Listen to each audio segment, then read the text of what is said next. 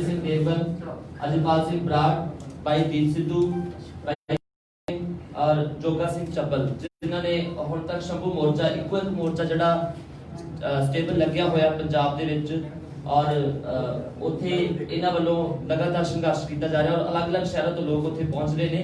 आप press note दा जब तक असीं स्टार्ट कर दो तक तुसीं प्रेस नोट दा प्लीज ब्रीफली तुसीं पढ़ सकते हो तां जो तुसीं सवाल कर सको। तुसीं दस दो ब्रीफली थोड़ा जो मैं पढ़ के सुना देंगे। हां बैठे बैठे बना दे सारिਆਂ ਦਾ ਸਾਰੀ ਪ੍ਰੈਸ ਦਾ ਅਸੀਂ ਧੰਨਵਾਦ ਕਰਦੇ ਹਾਂ। 2 ਮਿੰਟ ਦੇ ਵਿੱਚ ਸੁਣਾ ਦਿੰਦਾ ਅਸੀਂ ਸ਼ੁਰੂ ਤੋਂ ਹੀ ਇਹ ਗੱਲ ਸਪਸ਼ਟਤਾ ਨਾਲ ਕਹਿੰਦੇ ਆਏ ਹਾਂ ਕਿ ਇਹ ਸਿਰਫ ਘੱਟੋ ਘੱਟ ਸਮਰਥਨ ਮੁੱਲ MSP ਜਾਂ ਕੁਝ ਰੈਟਾਂ ਦਾ ਮਸਲਾ ਨਹੀਂ ਹੈ, ਬਲਕਿ ਇਹ ਮਾਰੂ ਕਾਨੂੰਨ ਪੰਜਾਬ ਦੇ ਸਮਾਜਿਕ ਤਾਣੇ ਬਾਣੇ ਅਤੇ ਪੰਜਾਬ ਦੀ ਹੋਂਦ ਲਈ ਹੀ ਖਤਰਾ ਹਨ, ਜਿਨ੍ਹਾਂ ਦਾ ਸਮਾਜਿਕ ਅਤੇ ਰਾਜਨੀਤਿਕ ਦੋਵਾਂ ਪੱਧਰਾਂ ਉੱਤੇ ਟਾਕਰਾ ਕਰਨ ਦੀ ਲੋੜ ਹੈ। ਸ਼ੰਭੂ ਮੋਰਚਾ ਇਹਨਾਂ ਭਾਵਨਾਵਾਂ ਦੇ ਹੀ ਰੂਪਮਾਨ ਕਰਦਾ ਹੈ ਅਤੇ ਇਹ ਗੱਲ ਵੀ ਦਰਸਾਉਂਦਾ ਹੈ ਪੰਜਾਬ ਦਿੱਲੀ ਦੀ ਈਨ ਨਹੀਂ ਮੰਨੇਗਾ। ਸ਼ੰਭੂ ਮੋਰਚੇ ਦਾ ਇੱਕ ਮੁੱਢਲਾ ਟੀਚਾ ਇਹ ਸੀ ਕਿ ਪੰਜਾਬ ਦੇ ਲੋਕਾਂ ਵਿੱਚ ਇਸ ਗੱਲ ਦੀ ਜਾਗਰੂਕਤਾ ਲਿਆਂਦੀ ਜਾਵੇ ਕਿ ਇਹ ਸਿਰਫ ਕੁਝ ਵਿੱਤੀ ਰਿਆਇਤਾਂ ਲੈਣ ਦਾ ਮਸਲਾ ਨਹੀਂ ਹੈ, ਬਲਕਿ ਪੰਜਾਬ ਦੀ ਹੋਂਦ ਹਸਤੀ ਦਾ ਮਸਲਾ ਹੈ। ਗੁਰੂ ਸਾਹਿਬਾਨ ਦੀ ਧਰਤ ਪੰਜਾਬ ਉੱਤੇ ਖੇਤੀ ਨੂੰ ਸਭ ਕਿੱਤਿਆਂ ਤੋਂ ਉੱਤਮ ਦਰਜਾ ਦਿੱਤਾ ਜਾਂਦਾ ਹੈ ਅਤੇ ਇੱਥੋਂ ਦਾ ਸੱਭਿਆਚਾਰ, ਆਰਥਿਕਤਾ, ਸਿਆਸਤ ਪਛਾਣ ਭਾਵ ਕਿ ਪੂਰੀ ਤਰਜੇ ਜ਼ਿੰਦਗੀ ਹੀ ਖੇਤੀ ਦੁਆਲੇ ਘੁੰਮਦੀ ਹੈ।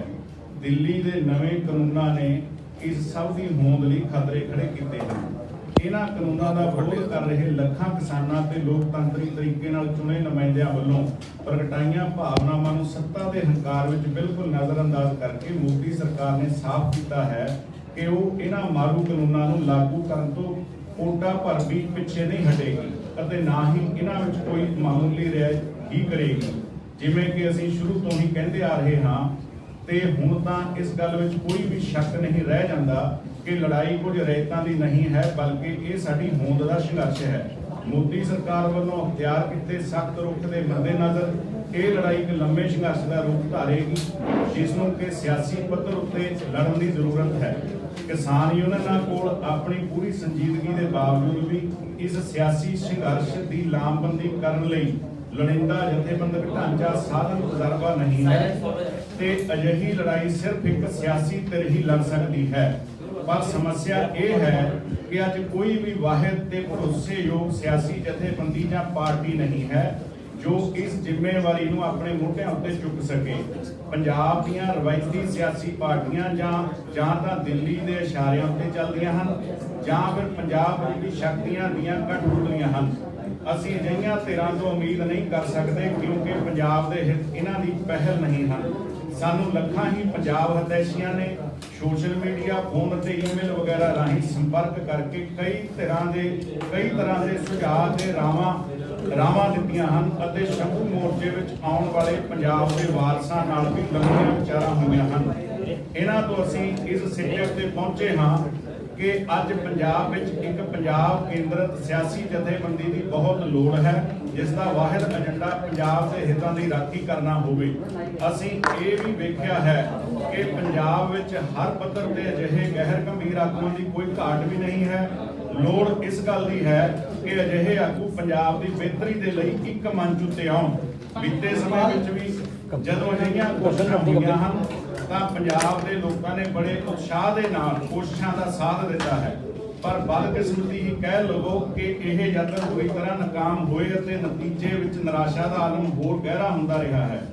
ਇਸ ਤੋਂ ਇਲਾਵਾ ਪੰਜਾਬ ਪੱਖੀ ਰਵਾਇਤੀ ਸਿਆਸੀ ਪਾਰਟੀ ਸ਼੍ਰੋਮਣੀ ਅਕਾਲੀ ਦਲ ਜੋ ਕਿ ਬਹੁਤ ਵੱਡੇ ਸੰਘਰਸ਼ਾਂ ਵਿੱਚ ਉੱਭਰੀ ਸੀ ਅਤੇ ਜਿਸ ਨੇ ਪੰਜਾਬ ਦੇ ਹਿੱਤਾਂ ਲਈ ਸੰਘਰਸ਼ ਕੀਤਾ ਸੀ, ਬੀਤੇ ਦਹਾਕਿਆਂ ਦੌਰਾਨ ਪੰਜਾਬ ਦੇ ਲੋਕਾਂ ਵਿੱਚੋਂ ਆਪਣੀ ਸ਼ਾਖ ਗਵਾ ਚੁੱਕੀ ਹੈ ਅਤੇ ਇਸ ਦੇ ਆਗੂ ਵੀ ਪੰਜਾਬ ਦੀ ਬਿਹਤਰੀ ਦੇ ਮਨੋਰਥਾਂ ਨੂੰ ਪਿੱਠ ਦੇ ਚੁੱਕੇ ਹਨ। ਇਹ ਪਾਰਟੀ ਅੱਜ ਪੰਜਾਬ ਵਿਰੋਧੀ ਸ਼ਕਤੀਆਂ ਦੀ ਕਠਪੁਤਲੀ ਬਣ ਗਈ ਅਤੇ ਉੱਪਰੋਂ ਹੇਠਾਂ ਤੱਕ ਪਰਿਵਾਰਵਾਦ ਅਤੇ ਵੱਡੀ ਖੋਰੀ ਵਰਗੀਆਂ ਲਾਮਤਾਂ ਨਾਲ ਗ੍ਰਸੀ ਗਈ ਹੈ। ਇਹ ਰੋਗ ਸ਼੍ਰੋਮਣੀ ਅਕਾਲੀ ਦਲ ਨੂੰ ਬੀਤੇ 3 ਦਹਾਕਿਆਂ ਵਿੱਚ ਮਹਾਮਾਰੀ ਵਾਂਗ ਚਿੰਬੜਿਆ ਹੈ, ਕਿਉਂਕਿ ਪਹਿਲਾਂ ਸ਼੍ਰੋਮਣੀ ਅਕਾਲੀ ਦਲ ਵਿੱਚ ਨਿਰਖ ਪਰਖ ਦੇ ਆਗੂਆਂ ਤੇ ਉਹਨਾਂ ਤੇ ਸਿਧਾਂਤਕ ਕੁੰਡਾ ਰੱਖਣ ਦਾ ਇੱਕ ਬਕਾਇਦਾ ਮਜ਼ਬੂਤ ਪ੍ਰਬੰਧ ਮੌਜੂਦ ਸੀ। ਅਸੀਂ ਮਹਿਸੂਸ ਕੀਤਾ ਹੈ ਕਿ ਮੌਜੂਦਾ ਰਾਜਤੰਤਰ ਸਭ ਤੋਂ ਗਹਿਰ ਗੰਭੀਰ ਸਿਆਸੀ ਅਗਵਾਈ ਨੂੰ ਵੀ ਬੇਈਮਾਨੀ ਦੇ ਰਾਹ ਪਾ ਲੈਂਦਾ ਹੈ ਅਤੇ ਇਹ ਜਾਣੇ ਅਣਜਾਣੇ ਵਿੱਚ ਆਪਣੇ ਹੀ ਲੋਕਾਂ ਦੇ ਹਿੱਤਾਂ ਦੇ ਉਲਟ ਚੱਲਣ ਲੱਗ ਪੈਂਦੀ ਹੈ। ਇਸ ਲਈ ਸਾਨੂੰ ਸਿਆਸੀ ਤਬਦੀਲੀ ਤੋਂ ਪਹਿਲਾਂ ਸਮਾਜਿਕ ਇਨਕਲਾਬ ਦੀ ਵੀ ਲੋੜ ਹੈ। ਇਸ ਲਈ ਲੰਮੇ ਵਿਚਾਰ ਵਟਾਂਦਰੇ ਵਿੱਚੋਂ ਅਸੀਂ ਇਸ ਵੇਲੇ ਇਸ ਸਿੱਟੇ ਉੱਤੇ ਪਹੁੰਚੇ ਹਾਂ ਕਿ ਪੰਜਾਬ ਨੂੰ ਸਿਆਸੀ ਧਿਰ ਦੇ ਨਾਲ ਇੱਕ ਬਹੁਪੱਖੀ ਸਰਗਰਮ ਸਮਾਜਿਕ ਢਾਂਚੇ ਦੀ ਲੋੜ ਹੈ, ਜਿਸ ਵਿੱਚ ਪੰਜਾਬ ਦੇ ਹਿੱਤਾਂ ਲਈ ਕੰਮ ਕਰਨ ਵਾਲੀਆਂ ਬਹੁਪੱਖੀ ਸਰਗਰਮ ਸਮਾਜਿਕ ਢਾਂਚੇ ਦੀ ਜਿਸ ਵਿੱਚ ਪੰਜਾਬ ਦੇ ਹਿੱਤਾਂ ਲਈ ਕੰਮ ਕਰਨ ਵਾਲੀਆਂ ਸੁਹਿਰਦ ਸ਼ਖਸੀਅਤਾਂ ਦੀ ਸ਼ਮੂਲੀਅਤ ਹੋਵੇ ਅਤੇ ਇਹ ਸਮਾਜਿਕ ਲੀਡਰਸ਼ਿਪ ਸਿਆਸੀ ਸਿਧਾਂਤ ਦਾ ਕੁੰਡਾ ਕਾਇਮ ਰੱਖੇ। ਜਦੋਂ ਸਿਆਸੀ ਲੀਡਰਸ਼ਿਪ ਪੰਜਾਬ ਦੀ ਬਿਹਤਰੀ ਲਈ ਸਿਧਾਂਤਕ ਲੀਹ ਤੋਂ ਲਹਿਣ ਲੱਗੇ ਤਾਂ ਇਹ ਸਮਾਜਿਕ ਲੀਡਰਸ਼ਿਪ ਉਹਨਾਂ ਨੂੰ ਮੋੜਾ ਪਾ ਕੇ ਰਾਹੋ ਰਾਸ ਉੱਤੇ ਲੈ ਕੇ ਆਵੇ। ਅਸੀਂ ਸ਼ੰਭੂ ਮੋਰਚੇ ਦੇ ਮੰਚ ਨੂੰ ਪੰਜਾਬ, ਭਾਰਤ ਅਤੇ ਪੂਰੇ ਸੰਸਾਰ ਦੇ ਪੰਜਾਬ ਨੂੰ ਸਮਰਪਿਤ ਕਰਦੇ ਹਾਂ। ਆਓ ਕਿ ਆਪਣੇ ਵਖਰੇਵਿਆਂ ਅਤੇ ਨਿੱਜੀ ਕਰਜ਼ਿਆਂ ਨੂੰ ਛੱਡ ਕੇ ਪੰਜਾਬ ਦੀ ਹੋਂਦ ਦੇ ਸੰਕਟ ਤੋਂ ਨਿਜਾਤ ਮਿਲ ਕੇ ਸੰਘਰਸ਼ ਕਰੀਏ। ਇਤਿਹਾਸਕ ਤੌਰ ਉੱਤੇ ਮਿਸਲਾਂ ਨੇ ਅਫਗਾਨਾਂ ਅਤੇ ਮੁਗਲਾਂ ਦੇ ਟਾਕਰੇ ਲਈ ਆਪਣੇ ਵਖਰੇਵਿਆਂ ਨੂੰ ਛੱਡ ਦਿੱਤਾ ਸੀ। ਆਓ ਆਪਾਂ ਆਪਣੇ ਪੁਰਖਿਆਂ ਤੋਂ ਸੇਧ ਲਈ ਉਹੀ ਚੁਣੌਤੀਆਂ ਸਾਨੂੰ ਮੋੜ ਵੰਗਾਰ ਰਹੀਆਂ ਹਨ। ਆਓ ਆਪਣੀਆਂ ਕਰਜ਼ਾਂ ਨੂੰ ਛੱਡਦਿਆਂ ਇਕੱਠੇ ਹੋ ਕੇ ਇਹਨਾਂ ਚੁਣੌਤੀਆਂ ਨੂੰ ਸਵੀਕਾਰ ਕਰੀਏ। ਅਸੀਂ ਇਸ ਨਿੱਜਤ ਤੇ ਕਰਜ਼ਾਂ ਨੂੰ ਪਿੱਛੇ ਛੱਡ ਕੇ ਸਭ ਨੂੰ ਇਹ ਸੱਦਾ ਦਿੰਦੇ ਹਾਂ। ਇਹ ਸਾਡੀ ਪਛਾਣ ਅਤੇ ਹੋਂਦ ਦਾ ਮਸਲਾ ਹੈ, ਇਹ ਪੰਜਾਬ ਦਾ ਮਸਲਾ ਹੈ, ਇਹ ਸਾਡੇ ਗੁਰੂ ਸਾਹਿਬਾਨ ਦੀਆਂ ਸਿੱਖਿਆਵਾਂ ਤੇ ਸਾਡੀ ਤਰਜੇ ਜ਼ਿੰਦਗੀ ਦਾ ਮਸਲਾ ਹੈ। ਤੁਹਾਨੂੰ ਇਸ ਮੰਚ ਉੱਤੇ ਇਕੱਠੇ ਹੋ ਕੇ ਸਾਡੇ ਨਿਸ਼ਾਨੇ ਲਈ ਰਲ ਕੇ ਕੰਮ ਕਰਨ ਦਾ ਸੱਦਾ ਦਿੰਦੇ ਹਾਂ। ਯਾਦ ਰਹੇ ਕਿ ਸਾਡੇ ਫੈਸਲਿਆਂ ਤੇ ਕਰਮਾਂ ਦਾ ਨਿਆਂ ਇਤਿਹਾਸ ਖੁਦ ਹੋਵੇਗਾ। ਵੱਲੋਂ ਸ਼ੰਭੂ ਮੋਰਚਾ ਪੰਚਾਇਤ। ਵਾਹਿਗੁਰੂ ਜੀ ਕਾ ਖਾਲਸਾ, ਵਾਹਿਗੁਰੂ ਜੀ ਕੀ ਫਤਿਹ। ਇੱਥੇ ਆ ਪੜੋ ਕਿਆ ਜਿੱਦਾਂ ਤੁਸੀਂ ਸੁਣਿਆ ਇਸ ਪ੍ਰੈਸ ਨੋਟ ਦੇ ਵਿੱਚ ਸਭ ਤੋਂ ਇੰਪੋਰਟੈਂਟ ਗੱਲ ਹੈ ਕਿ ਜਿਹੜਾ ਸਾਨੂੰ ਸਿਆਸੀ ਤਬਦੀਲੀ ਤੋਂ ਪਹਿਲਾਂ ਸਮਾਜਿਕ ਇਨਕਲਾਬ ਲਿਆਉਣ ਦੀ ਲੋੜ ਹੈ। ਸ਼ੰਭੂ ਮੋਰਚੇ ਦੇ ਜੋ ਵੀ ਤੁਸੀਂ ਗਏ ਹੋ ਉੱਥੇ ਤੁਸੀਂ ਅਲੱਗ-ਅਲੱਗ ਬੁਲਾਰਿਆਂ ਨੂੰ ਸੁਣਿਆ। ਜਦੋਂ ਅਸੀਂ ਇੱਕ ਵਾਰ ਸ਼ੰਭੂ ਮੋਰਚੇ ਤੇ ਜਾਂਦੇ ਹਾਂ ਤਾਂ ਸੱਚਮੁੱਚ ਬਹੁਤ ਕੁਝ ਲੈ ਕੇ ਆਉਂਦੇ ਹਾਂ। ਅੱਜ ਜਦ ਤੱਕ ਕੈਮਰਾਮੈਨ ਰੈਡੀ ਕਰਦੇ ਨੇ ਕਿਉਂਕਿ ਇਹਦੀ ਅਪਡੇਟਿੰਗ ਤਾਂ ਤੁਸੀਂ ਸਵਾਲ ਕਰ ਸਕਦੇ ਹੋ ਆਪਣਾ। ਤੁਹਾਨੂੰ ਕੀ ਲੱਗਦਾ ਹੈ ਕਿ ਕਿਸ ਮੋਰਚੇ ਕਿਸ ਵੱਲ ਜਾ ਰਹੇ ਹੈ? ਆਗੂ ਕਹਿੰਦੇ ਜਿਹੜਾ ਇਹ ਕਿਸਾਨ ਨਹੀਂ ਹੈਗੇ, ਇਹ ਵਿੱਚ ਵਿਚੋਲੀ ਆ ਗਏ, ਭਾਵੇਂ ਉਹ ਜੇਪੀ ਨੱਡਾ ਹੋਏ ਜਾਂ ਹੋਰ ਆਗੂ ਹੋਣ, ਇਹ ਸਾਰੇ ਇਸ ਤਰੀਕੇ ਨਾਲ ਬਿਆਨਬਾਜ਼ੀ ਕਰ ਰਹੇ। ਤੁਹਾਨੂੰ ਕੀ ਲੱਗ ਰਿਹਾ ਕਿਸ ਪਾਸੇ ਜਾ ਰਿਹਾ ਪੂਰਾ ਤੁਹਾਡਾ ਸੰਘਰਸ਼? ਕੀ ਅਸਲ ਰਾਹ ਜਿਹੜੇ ਰਾਹ ਤੇ ਸੀਗਾ ਉਸ ਰਾਹ ਤੇ ਹੱਲੇ ਵੀ ਹੈਗਾ ਜਾਂ ਕਿ ਇਸ ਨੂੰ ਜਿਹੜਾ ਕਿਸੇ ਹੋਰ ਰਾਹ ਤੇ ਪਾਇਆ ਜਾ ਰਿਹਾ? ਹਾਂਜੀ, ਸਤਿ ਸ਼੍ਰੀ ਅਕਾਲ ਜੀ। ਪਹਿਲਾਂ ਸਾਰਿਆਂ ਨੂੰ ਆਵਾਜ਼ ਠੀਕ ਹੈ ਸਰ।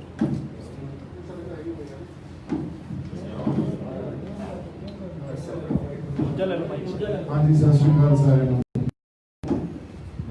ਤੁਸੀਂ ਬੜਾ ਵਧੀਆ ਸਵਾਲ ਪੁੱਛਿਆ ਵੀ ਕਿਸ ਤਰਫ ਮੋਰਚਾ ਜਾ ਰਿਹਾ। ਦੇਖੋ, ਜਦੋਂ ਅਸੀਂ ਐਜੀਟੇਸ਼ਨ ਸਟਾਰਟ ਕੀਤੀ ਸੀ, ਫਾਰਮਰਸ ਕਿਸਾਨਾਂ ਦਾ ਇਹ ਸੰਘਰਸ਼ ਸ਼ੁਰੂ ਕੀਤਾ ਸੀ, ਇਹਦਾ ਪਾਰਟ ਬਣੇ ਸੀ, ਉਦੋਂ ਤੋਂ ਹੁਣ ਤੱਕ ਅਸੀਂ ਇਵੋਲਵ ਹੋ ਚੁੱਕੇ ਹਾਂ। ਕਾਫੀ ਮੂਵਮੈਂਟ ਵੀ ਇਵੋਲਵ ਹੋ ਗਈ, ਐਜੀਟੇਸ਼ਨ ਵੀ ਇਵੋਲਵ ਹੋ ਗਈ, ਅਸੀਂ ਵੀ ਇਵੋਲਵ ਹੋ ਗਏ। ਸਮੇਂ-ਸਮੇਂ ਤੇ ਸਾਨੂੰ ਗੱਲਾਂ ਸਮਝ ਆ ਰਹੀਆਂ, ਸਮੇਂ-ਸਮੇਂ ਤੇ ਸਾਡੀਆਂ ਰਣਨੀਤੀਆਂ ਵੀ ਬਦਲ ਰਹੀਆਂ। ਵੇਰੀਏਬਲਸ ਬਹੁਤ ਹੁੰਦੇ ਆ ਸੰਘਰਸ਼ 'ਚ, ਉਹਨਾਂ ਵੇਰੀਏਬਲਸ ਦੇ ਅਕੋਰਡਿੰਗਲੀ ਥੋੜੀ ਆਪਣੀ ਸਮਝ ਵੀ ਵੱਡੀ ਹੁੰਦੀ ਹੈ ਤੇ ਥੋੜੀ ਰਣਨੀਤੀ ਵੀ ਬਦਲਦੀ ਹੈ। ਸਰਕਾਰ ਨੇ 2 ਚਿੱਠੀਆਂ ਭੇਜੀਆਂ, ਪਹਿਲਾਂ ਕਿਸਾਨਾਂ ਨੂੰ ਬੁਲਾਇਆ, ਜਦੋਂ ਗੱਲ ਨਹੀਂ ਬਣੀ ਹੁਣ ਉਹਨਾਂ ਦੀ ਮਾਨਸਿਕਤਾ ਦੇਖੋ ਤੁਸੀਂ। ਹੁਣ ਉਹ ਬਿਆਨਬਾਜ਼ੀ ਦੇਣ ਲੱਗ ਗਏ ਵੀ ਇਹ ਵਿਚੋਲੇ ਆ, ਇਹ ਕਿਸਾਨ ਨਹੀਂ ਆ। ਤੇ ਜਦੋਂ ਤੁਸੀਂ 2 ਚਿੱਠੀਆਂ ਭੇਜੀਆਂ ਸੀ ਉਦੋਂ ਤੁਹਾਨੂੰ ਇਹ ਗੱਲ ਸਮਝ ਨਹੀਂ ਆਈ ਵੀ ਇਹ ਵਿਚੋਲੇ ਆ। ਸੋ ਸਰਕਾਰਾਂ ਦੀ ਮਾਨਸਿਕਤਾ ਜਾਂ ਦੀ ਲੀਡਰਸ਼ਿਪ ਦੀ ਮਾਨਸਿਕਤਾ ਇਸ ਗੱਲ ਤੋਂ ਸਮਝ ਆ ਜਾਂਦੀ ਹੈ ਸਾਨੂੰ। ਅਗਲੀ ਗੱਲ ਜਦੋਂ ਉਹਨਾਂ ਨੇ ਬਿਹਾਰ 'ਚ ਜਾ ਕੇ ਗੱਲ ਕੀਤੀ ਵੀ ਅਸੀਂ ਜੋ ਗੱਲ ਕਰ ਰਹੇ ਹਾਂ, ਜੋ ਲਾਅ ਤੇ ਨਵਾਂ ਲੈਜਿਸਲੇਸ਼ਨ ਲੈ ਕੇ ਆ ਰਹੇ ਹਾਂ, ਉਹ ਦੇਸ਼ ਹਿੱਤ 'ਚ ਆ। ਤਾਂ ਦੇਸ਼ ਦੇ ਹਿੱਤ 'ਚ ਕੋਈ ਵੀ ਗੱਲ ਨਿਰਧਾਰਿਤ ਕੀਤੀ ਹੋਈ ਉਹਦੇ ਤੋਂ ਅਸੀਂ ਪਿੱਛੇ ਨਹੀਂ ਹਟਾਂਗੇ। ਹੁਣ ਦੇਖੋ, ਕਸ਼ਮੀਰ 'ਚ ਉਹਨਾਂ ਨੇ ਗੱਲ ਕੀਤੀ 370 ਦੀ, ਸਾਰਾ ਕਸ਼ਮੀਰ ਉਲਟਾ। ਦੇਸ਼ ਉਸ ਟੈਰੀਟੋਰੀਅਲ ਸਪੇਸ ਨੂੰ ਦੇਸ਼ ਸਮਝ ਰਹੇ ਆ ਵੀ ਸਿਰਫ ਕਸ਼ਮੀਰ ਤੋਂ ਕੰਨਿਆ ਕੁਮਾਰੀ ਤੱਕ ਜਿਹੜਾ ਇਹ ਖਿੱਤਾ ਇਹਨੂੰ ਦੇਸ਼ ਆ, ਕਿ ਦੇਸ਼ ਲੋਕ ਹੁੰਦੇ ਆ। ਜਦੋਂ ਅੱਜ ਪੰਜਾਬ ਦੇ ਲੋਕ ਕਿਸਾਨ ਸੜਕਾਂ ਤੇ ਆ, ਧਰਨਿਆਂ 'ਚ ਬੈਠੇ ਆ, ਮੋਰਚਿਆਂ 'ਚ ਬੈਠੇ ਆ, ਔਰ ਲੋਕਤੰਤਰ ਦਾ ਮੁੱਢਲਾ ਇਹ ਭਾਵਨਾ ਜਾਂ ਮੁੱਢਲਾ ਅਸੂਲ ਆ ਵੀ ਇਹ ਲੋਕਾਂ ਦੀ ਗਵਰਨਮੈਂਟ ਹੁੰਦੀ ਹੈ। ਜੇ ਲੋਕ ਸੜਕਾਂ ਤੇ ਬੈਠੇ ਆ, ਘਰਾਂ ਤੋਂ ਬਾਹਰ ਬੈਠੇ ਆ, ਨਵੀਂ ਲੈਜਿਸਲੇਸ਼ਨ ਦੇ ਉਲਟ ਉਹ ਮੁਜ਼ਾਹਰੇ ਕਰ ਰਹੇ ਆ, ਉਹਦੇ ਲਈ ਧਰਨੇ ਮੋਰਚੇ ਲਾ ਰਹੇ ਆ, ਵੱਡਾ ਵਿਰੋਧ ਹੋ ਰਿਹਾ, ਤਾਂ ਸਰਕਾਰ ਦਾ ਫਰਜ਼ ਬਣਦਾ ਵੀ ਲੋਕਾਂ ਦੇ ਆਗੂਆਂ ਨਾਲ ਗੱਲ ਕਰੇ, ਪਰ ਉਹ ਗੱਲ ਨਹੀਂ ਕੀਤੀ ਜਾ ਰਹੀ। ਸੋ ਜਦੋਂ ਅਸੀਂ ਐਜੀਟੇਸ਼ਨ 'ਚ ਹੁਣ ਵਿਚਰ ਰਹੇ ਆ ਤੇ ਸਾਨੂੰ ਐਜੀਟੇਸ਼ਨ ਦਾ ਇੱਕ ਪੱਖ ਜਿਹੜਾ ਪਤਾ ਲੱਗਿਆ ਵੀ ਇਹਦੀ ਜੜ ਕਿੱਥੇ ਪਈ ਆ। ਗੱਲ ਇੱਥੇ ਆ ਕੇ ਇਸ ਕਰਕੇ ਤੁਹਾਡੇ ਸਾਹਮਣੇ ਬੈਠੀ ਹੈ, ਇਸ ਕਰਕੇ ਮੀਡੀਆ ਦੇ ਸਾਹਮਣੇ ਆ ਕੇ, ਕਿਉਂਕਿ ਨੈਸ਼ਨਲ ਮੀਡੀਆ ਦਾ ਇਸ ਗੱਲ ਨੂੰ ਦਿਖਾ ਨਹੀਂ ਰਿਹਾ, ਤੇ ਤੁਸੀਂ ਵੀ ਅੱਗੇ ਲੈ ਕੇ ਜਾਣੀ ਹੈ ਇਹ ਗੱਲ। ਜੜ ਪਈ ਆ ਸੈਂਟਰਲਾਈਜੇਸ਼ਨ ਆਫ ਪਾਵਰਸ 'ਚ, ਜਿਹੜੀ ਸਮੇਂ-ਸਮੇਂ ਤੋਂ ਇਹਨਾਂ ਨੇ ਤਰਮੀਮਾਂ ਕਰਕੇ ਜਾਂ ਸਮੇਂ-ਸਮੇਂ ਤੋਂ ਸੰਵਿਧਾਨ 'ਚ ਅਮੈਂਡਮੈਂਟਸ ਕਰਕੇ ਜਿਹੜੀ ਪਾਵਰ ਨੂੰ ਸੈਂਟਰਲਾਈਜ਼ ਕਰ ਲਿਆ ਨਾ, ਉਹ ਸੈਂਟਰਲਾਈਜ਼ ਕਰਨ ਤੋਂ ਬਾਅਦ ਉਹਨੂੰ ਪਰਸਨਲਾਈਜ਼ ਕਰ ਲਿਆ। ਅੱਜ ਦੇਖ ਲਓ ਇੰਡੀਆ ਦੀ ਕੋਈ ਵੀ ਪਾਲਿਸੀ ਘੜਨੀ ਹੋਵੇ ਉਹਨੂੰ ਸਿਰਫ ਪੀਐਮਓ ਹੀ ਕਰ ਸਕਦਾ, ਬਾਕੀ ਜਿਹੜੇ ਉੱਥੇ ਮੰਤਰੀ ਬੈਠੇ ਵੀ ਆ ਉਹ ਸਿਰਫ ਮੋਹਰਾਂ ਲਾਉਂਦੇ ਆ। ਸੋ ਸੈਂਟਰਲਾਈਜੇਸ਼ਨ ਆਫ ਪਾਵਰ ਤੋਂ ਬਾਅਦ ਜਦੋਂ ਪਰਸਨਲਾਈਜ਼ ਹੋ ਜਾਂਦੀ ਹੈ ਪਾਵਰ, ਲਿਟਰਲੀ ਡਿਕਟੇਟਰ ਦੀ ਤਰ੍ਹਾਂ ਕੰਮ ਕਰਨਾ ਸ਼ੁਰੂ ਕਰ ਦਿੰਦੇ ਆ। ਤਾਂ ਹੀ ਤਾਂ ਇਹੋ ਜਿਹੀ ਸਟੇਟਮੈਂਟਸ ਦਿੰਦੇ ਆ ਨਾ ਵੀ ਅਸੀਂ ਨਹੀਂ ਚੇਂਜ ਕਰਾਂਗੇ। ਸੋ ਦੇਸ਼ ਤੁਸੀਂ ਇੱਕ ਟੈਰੀਟਰੀ ਬੈਠੇ ਹੋ ਕਿ ਲੋਕਾਂ ਨੂੰ ਦੇਸ਼ ਬਣਿਓ, ਪਹਿਲਾਂ ਇਹ ਤਾਂ ਕਲੀਅਰ ਕਰੋ। ਸੋ ਐਡੀ ਹਉਮੈ, ਐਡੀ ਵੱਡੀ ਮੈਂ, ਤੁਸੀਂ ਇੱਕ ਪੂਰੇ, ਅਸੀਂ ਵੀ ਉਸ ਦੇਸ਼ ਦਾ ਹਿੱਸਾ ਹਾਂ, ਯੂਨੀਅਨ ਆਫ ਇੰਡੀਆ ਦਾ ਹਿੱਸਾ, ਇਹ ਯੂਨੀਅਨ ਆਫ ਇੰਡੀਆ ਦਾ ਇੱਕ ਹਿੱਸਾ Punjab, Haryana major agrarian states ਆ, ਉਹ ਇਹ ਕਹਿ ਰਹੀਆਂ ਵੀ ਅਸੀਂ ਇਸ ਨਿਊ ਲੈਜਿਸਲੇਸ਼ਨ ਤੋਂ ਖੁਸ਼ ਨਹੀਂ ਹਾਂ। ਉਹਨਾਂ ਦੇ ਚੁਣੇ ਹੋਏ ਨੁਮਾਇੰਦੇ ਇਹ ਗੱਲਾਂ ਕਹਿ ਰਹੇ ਆ, ਉਹਨਾਂ ਦੀ ਵੀ ਨਹੀਂ ਗੱਲ ਮੰਨੀ ਜਾ ਰਹੀ ਤੇ ਲੋਕਾਂ ਦੀ ਵੀ ਨਹੀਂ ਗੱਲ ਮੰਨੀ ਜਾ ਰਹੀ। ਫਿਰ ਡੈਮੋਕ੍ਰੇਸੀ ਨੂੰ ਕਿਤੇ ਨਾ ਕਿਤੇ ਰੀਡਿਫਾਈਨ ਕਰਾਂਗੇ ਨਾ, ਕਿਤੇ ਨਾ ਕਿਤੇ ਉਸ ਡੈਮੋਕ੍ਰੈਟਿਕ ਸਟਰਕਚਰ ਨੂੰ ਅਸੀਂ ਚੈਲੰਜ ਕਰਾਂਗੇ। ਸੋ ਫੈਡਰਲ ਢਾਂਚੇ ਦੀ ਜਿਵੇਂ ਸਾਨੂੰ ਪੜਾਇਆ ਜਾਂਦਾ ਨਾ ਵੀ ਫੈਡਰਲ ਗਵਰਨਮੈਂਟ ਆ ਜਾਂ ਫੈਡਰਲ ਢਾਂਚੇ 'ਚ ਅਸੀਂ ਜਾਂ ਡੈਮੋਕ੍ਰੇਸੀ 'ਚ ਅਸੀਂ ਜਿਉ ਰਹੇ ਆ ਜਾਂ ਕੋਈ ਸੈਕੂਲਰ ਸੁਸਾਇਟੀ ਜਾਂ ਇੱਕ ਸਮਾਜ ਸਿਰਜ ਰਹੇ ਆ, ਜਦੋਂ ਸਮਾਜਿਕ ਵਰਤਾਰਿਆਂ 'ਚ ਜਾਂ ਸੋਸ਼ਲ ਇਵੈਂਟਸ 'ਚ ਅੱਜ ਆ ਕੇ ਮੈਂ ਮੋਰਚੇ 'ਚ ਬੈਠਾ ਤਾਂ ਇਹਨਾਂ ਗੱਲਾਂ ਦਾ ਮਤਲਬ ਉੱਥੇ ਕੁਝ ਹੋ ਰਿਹਾ ਔਰ ਕਿਤਾਬਾਂ 'ਚ ਕੁਝ ਹੋ ਰਿਹਾ ਹੈ ਨਾ। ਸੋ ਇਸ ਗੱਲ ਨੂੰ ਜੇ ਅਸੀਂ ਚੈਲੰਜ ਨਹੀਂ ਕਰਾਂਗੇ ਤੇ ਮੀਡੀਆ ਡੈਮੋਕ੍ਰੇਸੀ ਦਾ ਇੱਕ ਪਿਲਰ ਆ, ਜੇ ਅਸੀਂ ਰਲ ਮਿਲ ਕੇ ਨਹੀਂ ਚੈਲੰਜ ਕਰਾਂਗੇ ਤਾਂ ਫਿਰ ਕਿਤੇ ਨਾ ਕਿਤੇ ਅਸੀਂ ਵੀ ਧੋਖਾ ਕਰਨ ਲੱਗ ਜਾਵਾਂਗੇ। ਸਿਸਟਮ ਨੇ ਸਾਨੂੰ ਵੀ ਕਰਪਟ ਕਰ ਦੇਣਾ, ਅਸੀਂ ਕਰਪਟ ਨਹੀਂ ਹੋਣਾ। ਸਰ ਦੀਪ ਸਰ, ਆਪਣਾ ਜਿਹੜਾ ਪੱਛਮੀ ਯੂਪੀ ਹੈ ਹਾਂਜੀ। ਉੱਥੇ ਐਮਐਸਪੀ ਜੋ ਮਿਲ ਰਹੀ ਹੈ ਕਿਸਾਨ ਨੂੰ ਹਾਂਜੀ। ਧਾਨ ਦੀ, ਉਹ ਮਿਲ ਰਹੀ ਹੈ 1600 ਤੋਂ ਲੈ ਕੇ 1800 ਤੱਕ, ਹਾਂਜੀ। ਇੱਕ ਚੈਨਲ 'ਤੇ ਦਿਖਾਇਆ ਤੇ ਪਿਛਲੇ ਸਾਲ ਸੀਗੀ 2300 ਤੋਂ 2400 ਤੱਕ, ਰਾਈਟ। ਤੇ ਇਹ ਡੇਟਾ ਹੈਗਾ। ਤੇ ਤੁਸੀਂ ਐਦਾਂ ਦਾ ਕੋਈ ਡੇਟਾ ਕਲੈਕਟ ਸੰਘਰਸ਼ ਨੂੰ ਅੱਗੇ ਲੈ ਜਾ ਰਹੇ ਹੋ ਐਮਐਸਪੀ ਦੇ ਬਾਰੇ? ਮੈਂ ਤੁਹਾਨੂੰ ਆਲ ਇੰਡੀਆ ਦਾ ਡੇਟਾ ਦੱਸਦਾ, ਐਮਐਸਪੀ ਕਿਵੇਂ ਰੈਲੇਵੈਂਟ ਹੀ ਨਹੀਂ ਹੈ ਸਾਡੇ ਲਈ।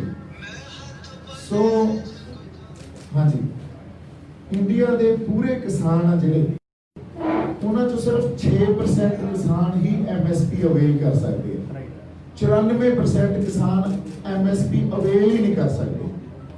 ਤੇ ਤੁਸੀਂ ਜਿਹੜੀਆਂ ਨਵੀਆਂ ਲੈਜਿਸਲੇਸ਼ਨਸ ਦੇਖੋਗੇ, ਜਦੋਂ ਉਹਨਾਂ ਦਾ ਤਾਣਾ ਬਾਣਾ ਦੇਖੋਗੇ, ਜਿਵੇਂ ਉਹ ਬੁਣੇ ਗਏ ਆ, ਜਿਵੇਂ ਉਹ ਇੱਕ ਦੂਜੇ 'ਚ ਅਮੈਲਗੇਟ ਕੀਤੇ ਗਏ ਆ, ਤੁਹਾਨੂੰ ਸਮਝ ਆਊਗੀ ਐਡੀ ਵੱਡੀ ਸਾਜ਼ਿਸ਼ ਕਾਰਪੋਰੇਟ ਆਬਜੈਕਟਿਵ ਨੂੰ, ਸਿਰਫ ਉਹ ਕਾਰਪੋਰੇਟ ਆਬਜੈਕਟਿਵ ਨੂੰ ਅੱਗੇ ਉਹਦੀ ਹਮਾਇਤ ਕਰਨ ਵਾਸਤੇ ਕਾਰਪੋਰੇਟ ਬੜੀਆਂ ਨੂੰ ਸਾਡੇ ਤੇ ਪੰਜਾਬ ਤੇ ਆ ਕੇ ਉਹਦਾ ਗਲਬਾ ਪਾਉਣ ਵਾਸਤੇ।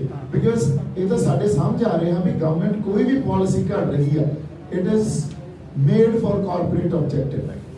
ਤਾਂ ਕਿਸਾਨ ਜਾਂ ਜਿਹੜਾ ਕਾਰਪੋਰੇਟ ਤਾਂ ਪੂੰਜੀਵਾਦ ਮੁਨਾਫੇ ਤੇ ਕੰਮ ਕਰਨਾ, ਉਹਨਾਂ ਦੇ ਤਾਂ ਟਾਰਗੇਟ। ਲੋਕਲ ਡਾਟਾ ਹੈਗਾ ਤੁਹਾਡੇ ਕੋਲ ਐਮਐਸਪੀ ਬਾਰੇ? ਹਾਂਜੀ, ਲੋਕਲ ਡਾਟਾ ਜਿਹੜਾ ਇਕੱਠਾ ਕਰ ਰਹੇ ਹੋ? ਲੋਕਲ ਡੇਟਾ ਵੀ ਅਸੀਂ ਦੇਖੋ, ਜਦੋਂ ਅਸੀਂ ਮੋਰਚੇ 'ਚ ਬੈਠੇ ਹਾਂ ਨਾ ਤਾਂ ਅਸੀਂ ਕੋਈ ਸਿਆਸੀ ਧਿਰ ਹਾਂ ਜੀ ਜਿਹਦਾ ਕੋਈ ਕੇਡਰ ਹੋਵੇ, ਕਿਸਾਨ ਵੀ ਆਪਦੀ ਐਮਐਸਪੀ ਦਾ ਰਿਆਇਤਾਂ ਦੀ ਲੜਾਈ ਲੜ ਰਹੀਆਂ, ਤਾਂ ਉਹਨਾਂ ਦਾ ਇੱਕ ਆਪਦਾ ਕੇਡਰ ਆ। ਸਾਡਾ ਸਿਧਾਂਤ ਇਹ ਸੀ ਵੀ ਅਸੀਂ ਸਿਰਫ ਰਿਆਇਤਾਂ ਦੀ ਲੜਾਈ ਨਹੀਂ ਲੜਦੀਆਂ, ਕਿਉਂਕਿ ਜੜ ਜਿੱਥੇ ਪਈ ਆ ਅਸੀਂ ਸੈਂਟਰ ਤੱਕ ਰੀਡਿਫਾਈਨ ਕਰਨ ਵਾਸਤੇ ਸੰਘਰਸ਼ ਨਹੀਂ ਵਿੱਢਦੇ, ਉਦੋਂ ਤੱਕ ਉਹ ਜੜ ਨੂੰ ਜਾਂ ਉਹਨਾਂ ਹਾਲਾਤਾਂ ਨੂੰ ਮੁਖਾਤਮ ਨਹੀਂ ਕਰ ਸਕਦੇ ਜਿੱਥੋਂ ਇਹ ਮਸਲੇ ਪੈਦਾ ਹੁੰਦੇ। ਸੋ ਲੋਕਲ ਡੇਟਾ ਵੀ ਅਸੀਂ ਜਿਹੜਾ ਇਕੱਠਾ ਕੀਤਾ, ਉੱਥੇ ਪੰਜਾਬ ਦੇ ਕਿਸਾਨ ਜੇ ਆਪਾਂ ਕਹੀਏ ਤਾਂ 20 ਤੋਂ 25% ਹੀ MSP ਅਵੇਲ ਕਰ ਸਕਦੇ ਆ। ਸਰਦਾਰ ਸਾਹਿਬ ਉਹਨੇ ਕਹਿ ਰਹੇ ਸੀ ਇਕੱਠੇ ਹਾਂਜੀ। ਮਿਲ ਕੇ ਚੱਲੀਏ, ਪਿਛਲੇ ਤੋਂ ਸੇਧ ਲਈ ਹੈ ਵੀ ਅਸੀਂ ਇਕੱਠੇ ਮਿਲ ਕੇ ਹਾਂਜੀ, ਹਾਂਜੀ। ਕਈ ਤੁਹਾਡੇ ਹੀ ਜਿਹੜੇ ਅਲੱਗ ਹੋ ਜਾਂਦੇ ਆ, ਹਾਂਜੀ। ਜਿਹੜੇ ਆਗੂ ਆ ਤੁਹਾਡੇ ਜਿਹੜੇ ਹਾਂਜੀ। ਸੰਘਰਸ਼ ਮੋਰਚਾ ਲੈ ਕੇ ਜਾ ਰਹੇ Absolutely। ਆ, ਸੋ ਕੋਈ ਤੁਹਾਡਾ ਉਹਦੇ ਬਾਰੇ ਵਿਚਾਰ? ਇਸੇ ਕਰਕੇ ਆਪਾਂ ਇਕੱਠੇ ਅੱਜ ਬੈਠੇ ਹਾਂ ਵੀ ਇਹਨਾਂ ਸਾਰੀਆਂ ਜੋ ਵੀ ਮੁੱਦੇ ਆ ਜਾਂ ਕੁਝ ਇਵੈਂਟਸ ਹੋਏ ਆ ਉਹਨਾਂ ਤੇ ਗੱਲਾਂ ਕਰੀਏ। ਜੀ ਤੁਹਾਨੂੰ ਇੱਕ ਥੋੜੀ ਜੀ ਬੈਕਗ੍ਰਾਉਂਡ ਦੱਸ ਦਿੰਨੇ ਆ ਆਪਾਂ ਇੱਥੇ ਬੈਠੇ ਕਿਉਂ ਆ, ਤਾਂ ਕਿ ਮੀਡੀਆ ਨੂੰ ਵੀ ਇਹ ਗੱਲ ਕਲੀਅਰ।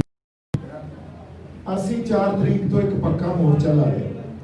4 ਤਰੀਕ ਤੋਂ ਉਸ ਮੋਰਚੇ 'ਚ ਜਿਵੇਂ ਸਾਨੂੰ ਲੋਕ ਆਉਣੇ ਸ਼ੁਰੂ ਹੋਏ ਹਿੱਸਿਆਂ ਚੋਂ, ਹਰਿਆਣੇ ਚੋਂ ਵੀ ਆਏ, ਤੇ ਸੋਸ਼ਲ ਮੀਡੀਆ ਦੇ ਥਰੂ ਬਹੁਤ ਲੋਕ ਜੁੜੇ ਔਰ ਪੰਜਾਬ ਦਾ ਬਹੁਤ ਵੱਡਾ ਡਾਇਸਪੋਰਾ ਜਿਹੜਾ NRI ਵਰਗ ਆ ਬਾਹਰ ਬੈਠਾ ਉਹ ਸਾਡੇ ਨਾਲ ਜੁੜਿਆ।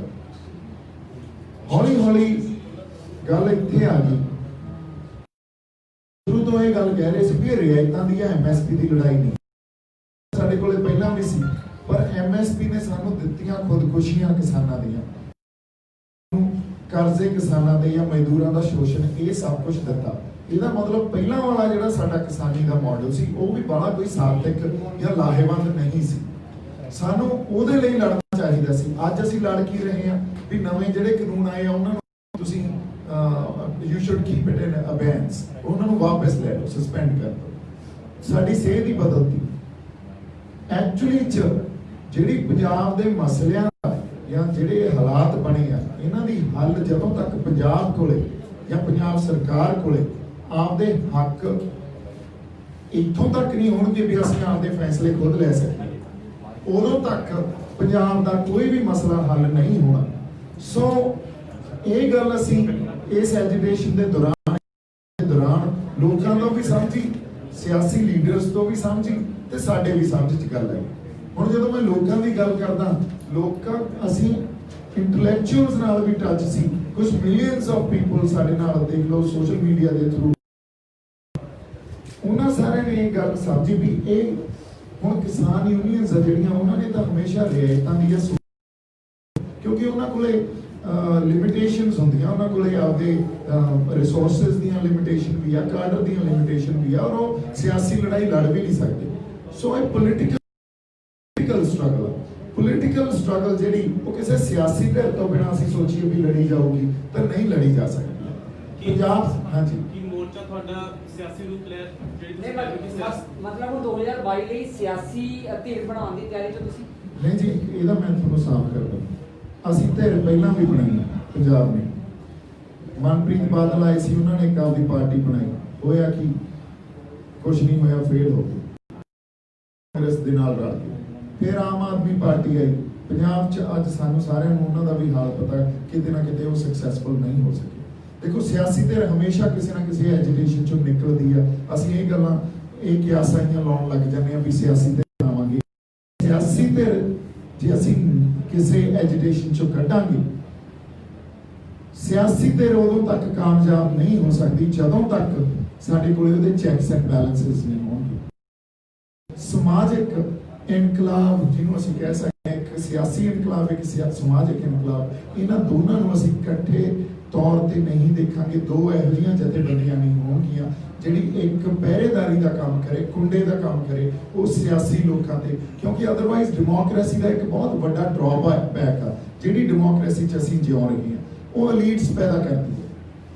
ਕਿਤੇ ਐਜੀਟੇਸ਼ਨ 'ਚੋਂ ਨਿਕਲੀਆਂ ਹੋਈਆਂ ਜਿਹੜੇ ਲਾਲੂ ਪ੍ਰਸਾਦ ਯਾਦਵ, ਮੁਲਾਇਮ ਸਿੰਘ ਯਾਦਵ, ਇਹ ਐਜੀਟੇਸ਼ਨ 'ਚੋਂ ਲੋਕਾਂ 'ਚੋਂ ਨਿਕਲੇ ਹੋਏ ਅਸੀਂ ਸਿਆਸੀ ਧਿਰ ਬਣੇ ਹੋਏ।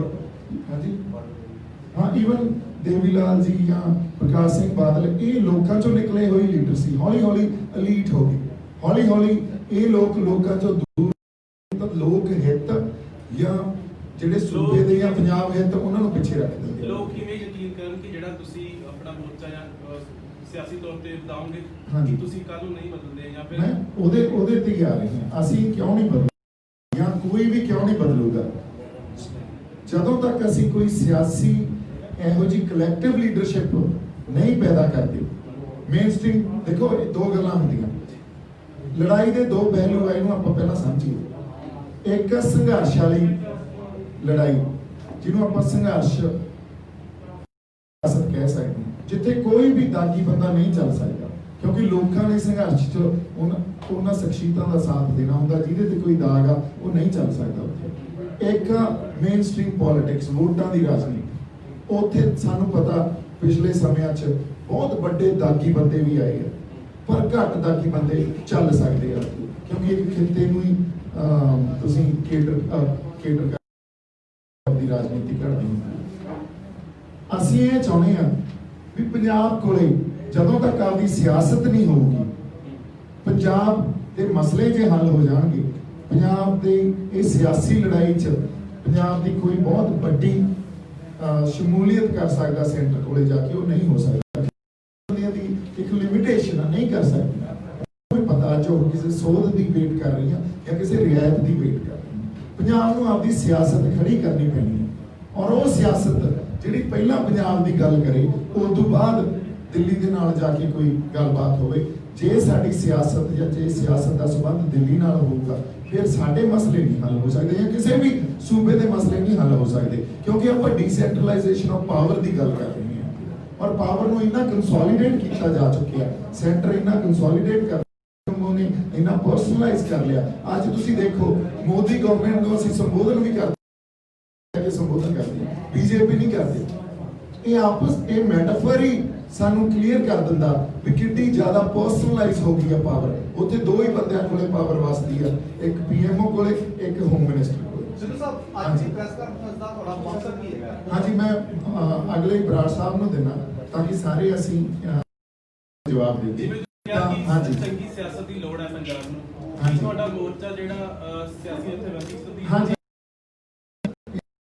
ਪਰਪਸ ਦੱਸੀਏ ਜੀ ਪ੍ਰੈਸ ਕਾਨਫਰੰਸ ਦਾ, ਔਰ ਇਸ ਪਰਪਸ ਨੂੰ ਅੱਗੇ ਲੈ ਕੇ ਜਾਣਾ ਬੜਾ ਜ਼ਰੂਰੀ ਆ। ਪਰਪਸ ਇਹ ਹੈ ਵੀ ਪੰਜਾਬ ਦੇ ਮੇਨ ਸਟ੍ਰੀਮ ਪੋਲੀਟੀਕਲ ਫੀਲਡ ਦੇ ਜਿਹੜੇ ਸੁਹਿਰਦ ਬੰਦੇ ਆ, ਜਿਹੜੀਆਂ ਰੂਹਾਂ ਪੰਜਾਬ ਦੇ ਲਈ ਦਰਦ ਰੱਖਦੀਆਂ, ਚਾਹੇ ਉਹ ਸੁਖਪਾਲ ਖਹਿਰਾ ਸਾਹਿਬ ਹੋਣ, ਚਾਹੇ ਡਾਕਟਰ ਗਾਂਧੀ ਹੋਣ, ਚਾਹੇ ਉਹ ਬੈਂਸ ਸਾਹਿਬ ਜਾਂ ਨਵਜੋਤ ਸਿੱਧੂ ਹੋਣ ਜਾਂ ਪ੍ਰਗਟ ਸਿੰਘ ਜੀ ਹੋਣ ਜਾਂ ਛੋਟੇਪੁਰ ਜੀ ਹੋਣ, ਇਹ ਸਾਰੇ ਬੰਦਿਆਂ ਨੂੰ ਅਸੀਂ ਹੁਣ ਜਾ ਕੇ ਮਿਲਾਂਗੇ ਔਰ ਇਹ ਮੀਡੀਆ ਦੇ ਅੱਗੇ ਗੱਲ ਕਰ ਰਹੀ ਹਾਂ। ਇਹਨਾਂ ਸਾਰੇ ਮੇਨ ਸਟ੍ਰੀਮ ਪੋਲੀਟੀਕਲ ਲੀਡਰਸ ਨੂੰ, ਜਿਨ੍ਹਾਂ ਤਾਂ ਹੋਰ ਵੀ ਬੜੇ ਸਾਡੇ ਇਮਾਨਦਾਰ ਬੰਦੇ ਬੈਠੇ ਆ, ਉਹਨਾਂ ਸਾਰਿਆਂ ਨੂੰ ਮਿਲਾਂਗੇ। ਉਹਨਾਂ ਨੂੰ ਗੱਲ ਇਹ ਕਹਿਣੀ ਆ ਵੀ ਜੇ ਪੰਜਾਬ ਦਾ ਦਰਦ ਰੱਖਦੇ ਹੋ ਤਾਂ ਨਿੱਜ ਛੱਡ ਕੇ ਤਾਂ ਇਕੱਠੇ ਹੋ ਮੰਚ ਅਸੀਂ ਦੇਤਾ ਤੁਹਾਨੂੰ। ਅੱਜ ਇਹ ਹਰ ਰੂਹ, ਹਰ NRI, ਹਰ ਬੰਦਾ ਪੰਜਾਬ ਦਾ ਇਹ ਗੱਲ ਮੰਨ ਰਿਹਾ ਵੀ ਪੰਜਾਬ 'ਚ ਜੇ ਇੱਕ ਮੰਚ ਤੇ ਕੋਈ ਇਕੱਠੇ ਹੋਣ ਦੀ ਗੱਲ ਕੀਤੀ ਜਾ ਸਕਦੀ ਹੈ ਤਾਂ ਉਹ ਸ਼ੰਭੂ ਮੋਰਚੇ ਦਾ ਮੰਚ। ਅਸੀਂ ਤਾਂ ਆਪਦੀ ਕੋਈ ਲੜਾਈ ਜਾਂ ਸਿਆਸੀ ਧਿਰ ਨਹੀਂ ਖੜੀ ਕਰ ਰਹੇ, ਇਹੀ ਬੰਦੇ ਲੱਗੇ ਹੋਏ ਆ ਜਿਹੜੇ ਖੁਦਮੁਖਤਿਆਰੀ ਦੀ ਗੱਲ, ਪੰਜਾਬ ਦੇ ਪਾਣੀਆਂ ਦੀ ਵੀ ਗੱਲ ਕਰਦੇ ਆ, ਜਿਹੜੇ UAPA ਦੇ ਅਗੇਂਸਟ ਵੀ ਗੱਲ ਕਰਦੇ ਆ, ਫਿਰ ਰੋਜ਼ਗਾਰ ਦੀ ਗੱਲ ਕਰਦੇ ਆ, ਫਿਰ ਸਾਡੇ ਨਸ਼ਿਆਂ ਦੇ ਵਿਰੁੱਧ ਵੀ ਲੜਦੇ ਆ। ਇਹਨਾਂ ਸਾਰੇ ਬੰਦਿਆਂ ਨੂੰ ਇੱਕ ਮੰਚ ਤੇ ਲੈ ਕੇ ਆਉਣੇ ਆ ਔਰ ਤੁਹਾਡੇ ਸਾਹਮਣੇ, ਇੱਕ ਮਿੰਟ ਦੀ ਗੱਲ ਪੂਰੀ ਕਰ ਲਈਏ, ਤੁਹਾਡੇ ਸਾਹਮਣੇ ਜਿਹੜਾ ਬੰਦਾ ਨਹੀਂ ਆਇਆ ਉਹ ਵੀ ਤੁਹਾਡੇ ਸਾਹਮਣੇ ਰੱਖ ਦਾਂਗੇ ਵੀ ਫਲਾਨਾ ਬੰਦਾ ਨਹੀਂ ਆਇਆ ਜੀ, ਉਹਦੇ ਨਿੱਜ ਇੰਪੋਰਟੈਂਟ ਆ, ਉਹ ਬੰਦਾ ਪੰਜਾਬ ਦੀ ਗੱਲ ਅੱਜ ਤੱਕ ਕਰ ਰਿਹਾ ਸੀ, ਪਰ ਜਦੋਂ ਅਸੀਂ ਉਹਦੇ ਕੋਲੇ ਜਾ ਕੇ ਆਓ ਇਕੱਠੇ ਹੋ, ਉਦੋਂ ਜਦੋਂ ਤੱਕ ਤੁਸੀਂ ਇਕੱਠੇ ਨਹੀਂ ਹੋਵੋਗੇ, ਸੁਹਿਰਦ ਲੋਕ ਇਕੱਠੇ ਨਹੀਂ ਹੋਣਗੇ, ਇਮਾਨਦਾਰ ਲੋਕ ਇਕੱਠੇ ਨਹੀਂ ਹੋਣਗੇ, ਪੰਜਾਬ ਦਾ ਭਲਾ ਨਹੀਂ ਹੋ ਸਕਦਾ। ਅਸੀਂ ਆਪਦੀ ਸਿਆਸਤ ਖੜੀ ਨਹੀਂ ਕਰ ਸਕਦੇ, ਨਹੀਂ ਤਾਂ ਅਸੀਂ ਇੱਕ ਦੂਜੇ ਨਾਲ ਲੜਦੇ ਰਹਿੰਦੇ ਆ, ਲੱਤਾਂ ਖਿੱਚਦੇ ਰਹਿੰਦੇ ਆ। So we know that how we behave. ਸਾਡੇ ਕੋਲੇ ਤਰੀਕਾ ਸਲੀਕਾ, ਸਾਡੀ ਜਿਹੜੀ ਤਹਿਜ਼ੀਬ ਆ, ਕਿਤੇ ਨਾ ਕਿਤੇ ਭਾਸ਼ਾ ਤੇ ਵੀ ਕੰਟਰੋਲ ਨਹੀਂ ਰਹਿੰਦਾ, ਪਰ ਅਸੀਂ ਇਹਨਾਂ ਇੱਕ ਪਲੇਟਫਾਰਮ ਤੇ ਇਕੱਠਾ ਹੋ ਕੇ ਔਰ ਉੱਥੋਂ ਕੋਈ ਨਾ ਕੋਈ ਪੰਜਾਬ ਦੀ ਸਿਆਸਤ ਘੜਨ ਵਾਸਤੇ ਅਰਜ਼ ਕਰਨੀ ਆ। ਦੂਜੀ ਗੱਲ, ਨਾਲ ਦੀ ਨਾਲ ਇੱਕ ਸਮਾਜਿਕ ਧਿਰ ਵੀ ਖੜੀ ਕਰਨੀ ਹੈ, ਜਿਹੜੀ ਇਹਨਾਂ ਬੰਦਿਆਂ ਤੇ ਜਾਂ ਸਿਆਸੀ ਬੰਦਿਆਂ ਤੇ ਔਰ ਉਹ ਸਮਾਜਿਕ ਧਿਰ ਵਾਲੇ ਬੰਦਿਆਂ ਦਾ ਮੇਨ ਸਟ੍ਰੀਮ ਪੋਲਿਟਿਕਸ 'ਚ ਕੋਈ ਰੋਲ ਨਹੀਂ ਹੋਊਗਾ।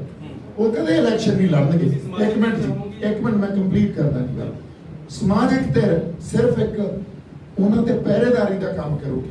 ਜਿੱਥੇ ਕਿਤੇ ਪੰਜਾਬ ਦੇ ਹਿੱਤਾਂ 'ਚ ਉਹ ਥਿਰ ਕੇ ਸਮਾਜਿਕ ਧਿਰ ਉੱਠ ਕੇ ਖੜੀ ਹੋ ਜੂਗੀ, ਲੋਕਾਂ ਦੇ ਸਾਹਮਣੇ ਉਹਨਾਂ ਨੂੰ ਨੰਗਾ ਕਰਦਿਆ ਕਰੂਗੀ। ਜਦੋਂ ਤੱਕ ਅਸੀਂ ਇਹ ਸਿਸਟਮ ਪੰਜਾਬ 'ਚ ਖੜਾ ਨਹੀਂ ਕਰਾਂਗੇ, ਜੇ ਅਸੀਂ ਕਹੀਏ ਪੰਜਾਬ ਦੇ ਮਸਲੇ ਹੱਲ ਹੋ ਜਾਣਗੇ ਜਾਂ ਹੁਣ ਕਿਸਾਨੀ ਦੇ ਮਸਲੇ ਹੱਲ ਹੋ ਜਾਣਗੇ, ਉਹ ਨਹੀਂ ਹੋ ਸਕਦੇ। ਸੋ ਪਰਪਸ ਇਸ ਪ੍ਰੈਸ ਕਾਨਫਰੰਸ ਦਾ ਇਹ ਸਿੱਧੇ ਤੌਰ ਤੇ ਮੈਂ ਤੁਹਾਡੇ ਨਾਲ ਜਿਹੜੀ ਆਪਾਂ ਸਪਸ਼ਟ ਰੂਪ 'ਚ ਇਹ ਗੱਲ ਕਰ ਰਹੇ ਹਾਂ। ਬਾਕੀ ਅਗਲਾ ਕੁਐਸਚਨ ਬਰਾੜ ਸਾਹਿਬ ਨੇ ਪੁੱਛਿਆ ਸਾਰੀ ਪੰਚਾਇਤ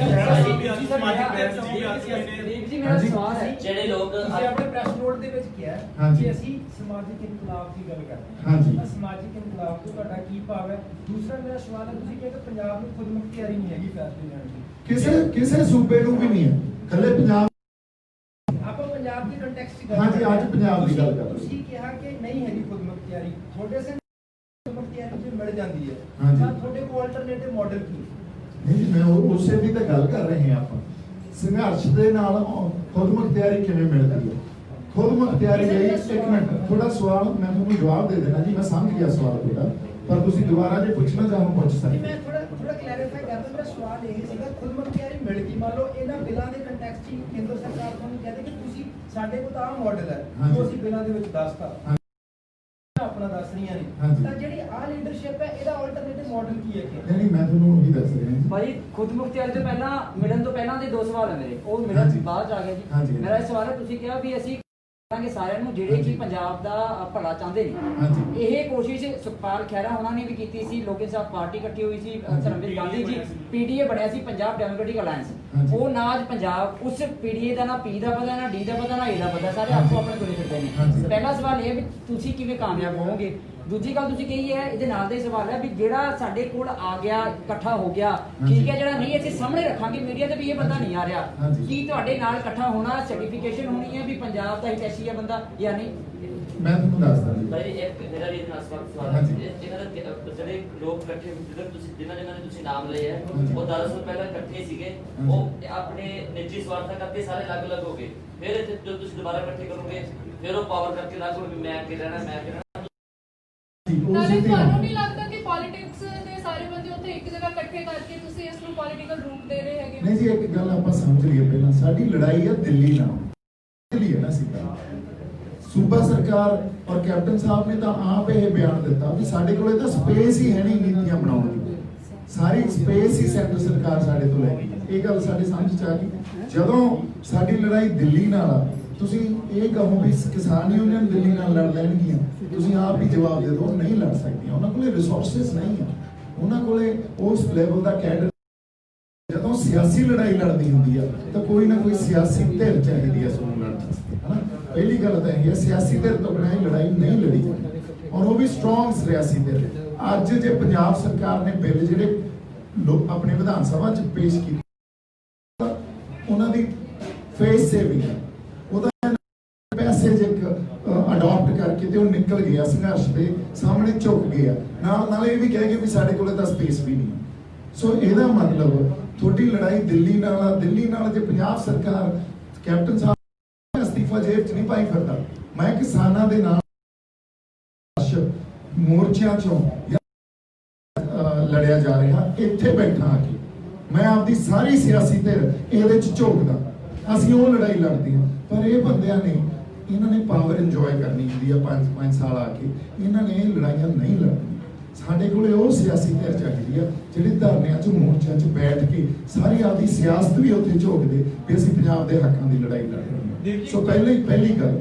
ਦੂਜੀ ਗੱਲ, ਬਰਾੜ ਸਾਹਿਬ ਨੂੰ ਦੇਣਾ, ਥੋੜੀਆਂ ਗੱਲਾਂ ਬਰਾੜ ਸਾਹਿਬ ਤੁਹਾਡੇ ਨਾਲ ਸਾਂਝੀਆਂ ਕਰਨਗੇ, ਕਿਉਂਕਿ ਸਾਰੀ ਪੰਚਾਇਤ ਦੀ ਗੱਲ ਮੈਨੂੰ ਲੱਗਦਾ ਟ੍ਰੇਨਾਂ ਰੋਕਤੀਆਂ ਨੇ ਸੈਂਟਰ ਨੇ, ਬਾਕੀ ਪੰਜਾਬ 'ਚ ਕਹਿਤਾ ਸੀਗਾ ਕਿਸਾਨਾਂ ਨੇ ਵੀ ਆਉਣ ਦੋ। ਹੁਣ ਲੱਗਦਾ ਵੀ ਦੁਬਾਰਾ ਫੇਰ ਕਿਸਾਨ ਨਿਸ਼ਾਨੇ ਤੇ ਨੇ, ਸੈਂਟਰ ਨੇ ਕਹਿਤਾ ਵੀ ਜਦ ਤੱਕ ਪੂਰੀ ਕਲੀਅਰ ਨਹੀਂ ਹੁੰਦੀ ਅਸੀਂ ਨਹੀਂ ਭੇਜਦੇ। ਅੱਜ ਸੈਂਟਰ ਨੇ ਰੋਕੀ ਟ੍ਰੇਨਾਂ। ਨਹੀਂ ਜੀ, ਸੈਂਟਰ ਦਾ ਮੈਂ ਤੁਹਾਨੂੰ ਮਾਨਸਿਕਤਾ ਦੀ ਗੱਲ ਕਰਨੀ ਨਾ। ਆਪਾਂ ਤੁਸੀਂ ਇਸ ਗੱਲ ਨੂੰ ਸਮਝੋ, ਸਾਰਾ ਪੰਜਾਬ ਅੱਜ ਸੜਕਾਂ ਤੇ ਆ, ਧਰਨਿਆਂ ਤੇ ਆ, ਮੋਰਚਿਆਂ 'ਚ ਆ, ਟੋਲ ਪਲਾਜ਼ਿਆਂ ਤੇ ਬੈਠਾ ਜਾਂ ਟ੍ਰੇਨਾਂ ਤੇ ਬੈਠਾ। ਜਦੋਂ ਸਰਕਾਰ ਦੀ ਮਾਨਸਿਕਤਾ ਦੇਖੋ ਤੁਸੀਂ, ਸਰਕਾਰ ਦੀ ਕੋਈ ਵੀ ਕਿਸੇ ਵੀ ਤਰ੍ਹਾਂ ਦੀ ਇਹ ਇੰਟੈਂਸ਼ਨ ਨਹੀਂ ਆ ਵੀ ਅਸੀਂ ਇਹਨਾਂ ਨਾਲ ਗੱਲ ਕਰੀਏ। ਐਂਡ ਆਫ ਦਾ ਡੇ ਤਾਂ ਪੋਲੀਟੀਕਲ ਡਿਪਲੋਮੈਸੀ 'ਚ ਹੀ ਆਉਣੀ ਆ ਨਾ ਗੱਲ, ਤਾਂ ਟੇਬਲ ਤੇ ਹੀ ਨਿਬੜਦੀ ਆ। ਜੇ ਤੁਸੀਂ ਪੋਲੀਟੀਕਲ ਡਿਪਲੋਮੈਸੀ ਨੂੰ ਔਰ ਪੋਲਿਟਿਕਸ 'ਚ ਜੇ ਅਸੀਂ ਡਿਪਲੋਮੈਸੀ ਨੂੰ ਨਹੀਂ ਸਮਝਦੇ ਔਰ ਟੇਬਲ ਤੇ ਬੈਠ ਕੇ ਜੇ ਗੱਲ ਨੂੰ ਘਰ ਨੂੰ ਅਸੀਂ ਅੱਗੇ ਨਹੀਂ ਰੱਖਦੇ ਔਰ ਟੇਬਲ ਟਾਕ ਨੂੰ ਤਰਜੀਹ ਨਹੀਂ ਦਿੰਦੇ, ਫਿਰ ਤੁਸੀਂ ਆਪਦੇ ਗੱਲ ਉਹ ਕੀ ਕਰਦੇ ਆ, ਉਹ ਕਹਿੰਦੇ ਅਸੀਂ ਤੁਹਾਨੂੰ ਦੇਖਦੇ ਆ ਤੁਸੀਂ ਕਿਵੇਂ ਬੈਠੋਗੇ। ਮਤਲਬ ਤੁਸੀਂ ਜ਼ਬਰ ਤੇ ਜ਼ੁਲਮ ਨਾਲ ਹੀ ਲੋਕਾਂ ਨੂੰ ਹਟਾਓਗੇ ਨਾ। ਔਰ ਉਹ ਲੋਕ ਕੋਈ ਉਹ ਲੋਕ ਵੱਖਵਾਦੀ ਜਾਂ ਉਹ ਲੋਕ ਅੱਤਵਾਦੀ ਜਾਂ ਟੈਰਰਿਸਟ ਥੋੜੀ ਆ, ਉਹ ਤਾਂ ਕਿਸਾਨ ਆ। ਮਜ਼ਦੂਰ ਆ, ਬੀਬੀਆਂ ਭੈਣਾਂ ਬੈਠੀਆਂ ਸਾਡੇ ਵਰਗੇ ਅੱਜ ਕਿਸੇ ਹੋਰ ਪ੍ਰੋਫੈਸ਼ਨ ਚੋਂ, ਐਕਟਿੰਗ ਚੋਂ, ਸਿੰਗਰਸ, ਹੋਰ ਬੁੱਧੀਜੀਵੀ, ਇਹਨਾਂ ਤੇ ਤੁਸੀਂ ਜ਼ਬਰ ਜ਼ੁਲਮ ਕਰੋਗੇ, ਇਹਨਾਂ ਤੇ ਤੁਸੀਂ ਡਾਂਗਾ ਭਰਾਓਗੇ, ਇਹਨਾਂ ਤੇ ਤੁਸੀਂ ਆਪਦੀਆਂ ਫੋਰਸਿਸ ਨੂੰ, ਜਿਹੜੀਆਂ ਪੁਲਿਸ ਫੋਰਸ ਜਾਂ ਪੈਰਾਮਿਲਟਰੀ ਫੋਰਸਿਸ ਨੂੰ ਭੇਜੋਗੇ। ਸੋ ਡੈਮੋਕ੍ਰੇਸੀ ਦੀ ਬੇਸਿਕ ਪ੍ਰੋਬਲਮ ਆ, ਅਸੀਂ ਜੋ ਸਮਝ ਆ ਜਾਂਦੀ ਹੈ ਇਸ ਗੱਲ। ਸਰ ਇੱਕ ਸਵਾਲ ਹੈ, ਹਾਂਜੀ। ਤੁਸੀਂ ਖਹਿਰਾ ਸਾਹਿਬ ਦਾ ਨਾਮ ਲਿਆ, ਖਹਿਰਾ ਸਾਹਿਬ ਨਾਲ ਥੋੜੇ ਦਿਨ ਪਹਿਲਾਂ ਗੱਲ ਹੋਈ ਹੈ, ਉਹਨਾਂ ਨੇ ਇਹ ਗੱਲ ਆਖੀ ਕਿ ਕੈਪਟਨ ਅਮਰਿੰਦਰ ਸਿੰਘ ਹੋਰਾਂ ਨੂੰ ਅਸਤੀਫਾ ਦੇ ਕੇ ਉਧਰ ਭਾਵੇਂ ਨਵਜੋਤ ਸਿੰਘ ਸਿੱਧੂ ਹੋਰਾਂ ਨੂੰ ਹਾਂਜੀ। ਖੇਤਰੀ ਪਾਰਟੀ ਹੋਣੀ ਚਾਹੀਦੀ ਮਜ਼ਬੂਤ। ਹਾਂਜੀ, ਕੈਪਟਨ ਅਮਰਿੰਦਰ ਸਿੰਘ ਨੂੰ ਸੱਦਾ ਮਿਲਦਾ ਖੇਤਰੀ ਪਾਰਟੀ ਲਈ। ਜੇ ਤੁਸੀਂ ਇਹ ਖਹਿਰਾ ਸਾਹਿਬ ਨੂੰ ਗੱਲ ਕਰਦੇ ਹੋ, ਕੱਲ ਨੂੰ ਇੱਕ ਪਾਸੇ ਤੁਸੀਂ ਕੈਪਟਨ ਅਮਰਿੰਦਰ ਸਿੰਘ ਦੇ ਨਿਸ਼ਾਨੇ ਮਿਲ ਰਹੇ ਹੋ, ਹਾਂਜੀ, ਦੂਜੇ ਪਾਸੇ ਖਹਿਰਾ ਸਾਹਿਬ ਨਾਲ ਤੁਹਾਡੇ ਗੱਲ ਹਾਂਜੀ। ਮੈਚ ਨਹੀਂ ਕਰਦੀ। ਨਹੀਂ ਜੀ, ਮੈਂ ਤੁਹਾਨੂੰ ਇਹਦਾ ਜਵਾਬ ਦੇਣਾ। ਸਾਡੇ ਕੋਲੇ ਖਹਿਰਾ ਸਾਹਿਬ ਵੀ ਆਏ, ਸਾਡੇ ਕੋਲੇ ਡਾਕਟਰ ਗਾਂਧੀ ਵੀ ਆਏ, ਸਾਡੇ ਕੋਲੇ ਬੈਂਸ ਸਾਹਿਬ ਵੀ ਆਏ, ਸਾਡੇ ਕੋਲੇ ਹੋਰ ਵੀ ਬੜੇ ਸੁਹਿਰਦ ਲੋਕ ਆਏ, ਮੋਰਚੇ ਤੇ ਬੋਲ ਕੇ ਗਏ। ਔਨ ਕੈਮਰਾ ਉਹਨਾਂ ਨੇ ਇਹ ਗੱਲ ਕਹੀ, ਅਸੀਂ ਪੰਜਾਬ ਦੇ ਹਿੱਤਾਂ ਲਈ ਇਕੱਠੇ ਹੋਣ ਲਈ ਤਿਆਰ ਹਾਂ। ਔਰ ਖਹਿਰਾ ਸਾਹਿਬ ਨੇ ਇਹ ਗੱਲ ਕਹੀ ਵੀ ਜੇ ਇੱਕ ਲਾਈਨ ਬਣਾ ਲਓ, ਮੈਂ ਪਿੱਛੇ ਖੜਾ ਹੋਊਂਗਾ ਜੇ ਪੰਜਾਬ ਦੇ ਹਿੱਤਾਂ ਦੀ। ਹੁਣ ਅਗਲੀ ਗੱਲ, ਜਿਹੜੀਆਂ ਪਾਰਟੀਆਂ ਦੀ ਆਪਾਂ ਗੱਲ ਕਰ ਰਹੇ ਹਾਂ, ਕੈਪਟਨ ਸਾਹਿਬ ਕਾਂਗਰਸ ਨਾਲ ਜੁੜੇ ਹੋਏ ਹੈ, ਉਹ ਕਾਂਗਰਸ ਚੱਲਦਾ, ਉਹਦਾ ਸੰਚਾਲਨ ਦਿੱਲੀ ਤੋਂ ਹੁੰਦਾ, ਆਪ ਦਾ ਸੰਚਾਲਨ ਦਿੱਲੀ ਤੋਂ ਹੁੰਦਾ, ਇਸੇ ਤਰ੍ਹਾਂ ਬੀਜੇਪੀ ਦਾ ਸੰਚਾਲਨ ਦਿੱਲੀ ਤੋਂ ਹੁੰਦਾ।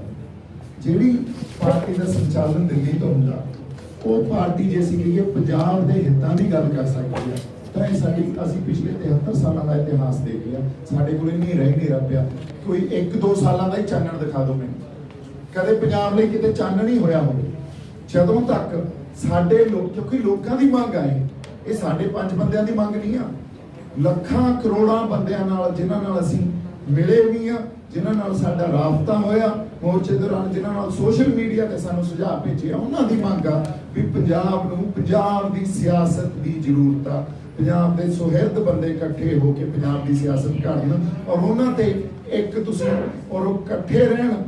ਇਸ ਗੱਲ ਨੂੰ ਇਨਸ਼ੋਰ ਕਿਵੇਂ ਕੀਤਾ ਜਾਵੇ, ਉਹਨਾਂ ਤੇ ਇੱਕ ਸਮਾਜਿਕ ਕੋਈ ਇਹੋ ਜਿਹੀ ਧਿਰ ਉਹਦਾ ਪਹਿਰਾ ਲਾ ਦਿਓ, ਜਿਹੜਾ ਥਿੜਕੇ ਉਹ ਧਿਰ ਨੂੰ ਬੇਨਕਾਬ ਕਰਦੇ, ਤੁਹਾਡੇ ਸਾਹਮਣੇ ਲਿਆ ਦੇ, ਲੋਕਾਂ ਨੂੰ ਪਤਾ ਲੱਗ ਜੂ ਕਿਹੜਾ ਨਿਜਲੇ ਲੜ ਰਿਹਾ, ਕਿਹੜਾ ਪੰਜਾਬ ਦੇ ਹਿੱਤਾਂ ਲਈ ਲੜ ਰਿਹਾ। ਮੇਰੇ ਸਾਥੀ ਨੇ ਇੱਕ ਸਵਾਲ ਕੀਤਾ ਹੈ ਕਿ ਇਸ ਤਰ੍ਹਾਂ ਦੇ ਜਿਹੜਾ ਪੀਡੀਏ ਪਹਿਲਾਂ ਵੀ ਬਣਿਆ ਸੀਗਾ, ਹਾਂਜੀ। ਪੀਡੀਏ ਤੋਂ ਪਹਿਲਾਂ ਦੀ ਗੱਲ ਕਰੀਏ, ਜਦੋਂ 2017 ਦੀ ਚੋਣਾਂ ਸੀਗੀਆਂ, ਉਸ ਤੋਂ ਪਹਿਲਾਂ ਇੱਕ ਨਵਜੋਤ ਸਿੰਘ ਸਿੱਧੂ ਨੇ ਇੱਕ ਮੰਚ ਵੀ ਤਿਆਰ ਕੀਤਾ ਗਿਆ ਸੀ। ਹਾਂਜੀ। ਉਸ ਮੰਚ ਦੇ ਵਿੱਚ ਸਾਰੇ ਆਗੂ ਸੀਗੇ ਜਿਹੜੇ ਤੁਸੀਂ ਨਾਮ ਗਿਣਾਏ ਹੈ। ਹਾਂਜੀ। ਉਹ ਮੰਚ ਉਸ ਵੇਲੇ ਇਕੱਠਾ ਨਹੀਂ ਹੋਇਆ, ਦੂਸਰਾ ਪੀਡੀਏ ਵਾਲੇ ਟਾਈਮ ਇਕੱਠਾ ਹੋਇਆ। ਹੁਣ ਤੁਸੀਂ ਕਿਵੇਂ ਸੋਚਦੇ ਹੋ ਕਿ ਹੁਣ ਇਸ ਮੌਕੇ ਤੇ ਇਕੱਠਾ ਹੋਏਗਾ? ਉਹਨਾਂ ਦੇ ਤਾਂ ਆਪਣੇ ਪੋਲੀਟੀਕਲ ਉਹ ਹੈਗੇ ਆ। ਹਾਂਜੀ ਹਾਂਜੀ, ਇਹਦਾ ਸਭ ਤੋਂ ਵੱਡੀ ਗੱਲ ਹੈ ਨਾ, ਦੇਖੋ ਤੁਸੀਂ ਲੋਕਾਂ ਦਾ ਅਹਿਸਾਸ ਸਮਝੋ, ਅੱਜ ਪੰਜਾਬ 'ਚ ਬਹੁਤ ਵੱਡਾ ਇੱਕ ਖਲਾਅ ਆ ਗਿਆ, ਵੈਕਿਊਮ ਕ੍ਰੀਏਟ ਹੋ ਗਿਆ ਪੰਜਾਬ ਦੀ ਰਾਜਨੀਤੀ 'ਚ। ਕਾਂਗਰਸ ਨੂੰ ਲੋਕਾਂ ਨੇ, ਹਜੇ ਕਾਂਗਰਸ ਆਪਣੇ ਇੱਥੇ ਪਾਵਰ 'ਚ, ਉਹਨਾਂ ਨੂੰ ਨਕਾਰਤਾ।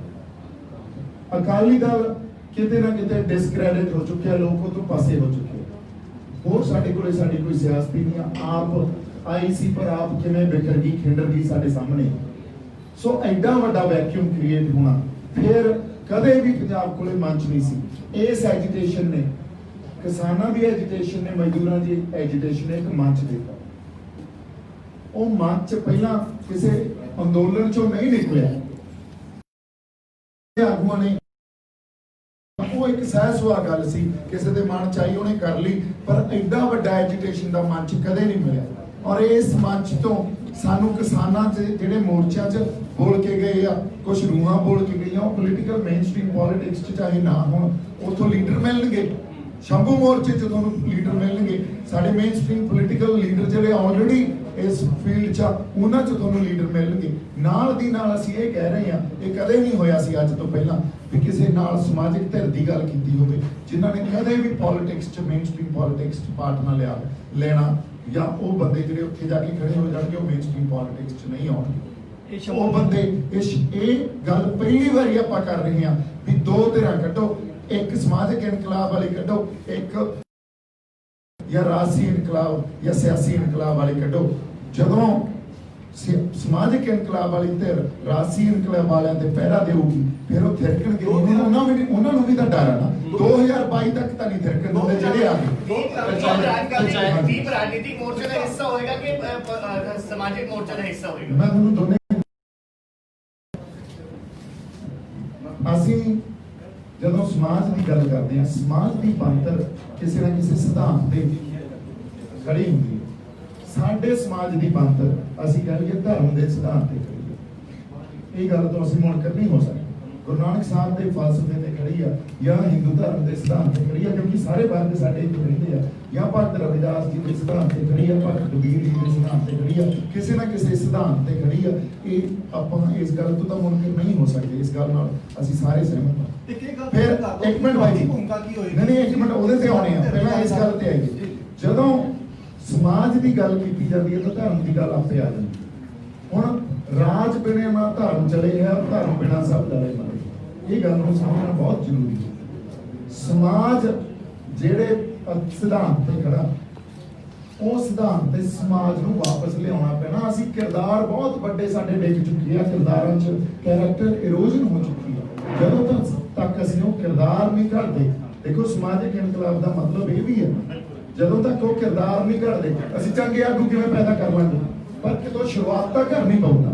ਜੇ ਅਸੀਂ ਕਹੀਏ ਸ਼ੁਰੂਆਤ ਅੱਜ ਤੋਂ 10 ਸਾਲ ਬਾਅਦ ਹੋ ਜੂਗੀ, ਸ਼ੁਰੂਆਤ ਅੱਜ ਕਿਉਂ ਨਹੀਂ ਹੋ ਸਕਦੀ? ਐਡੀ ਵੱਡੇ ਅੰਦੋਲਨ ਚੋਂ, ਐਡੀ ਵੱਡੇ ਐਜੀਟੇਸ਼ਨ ਚੋਂ ਕਿਉਂ ਨਹੀਂ ਹੋ ਸਕਦੀ?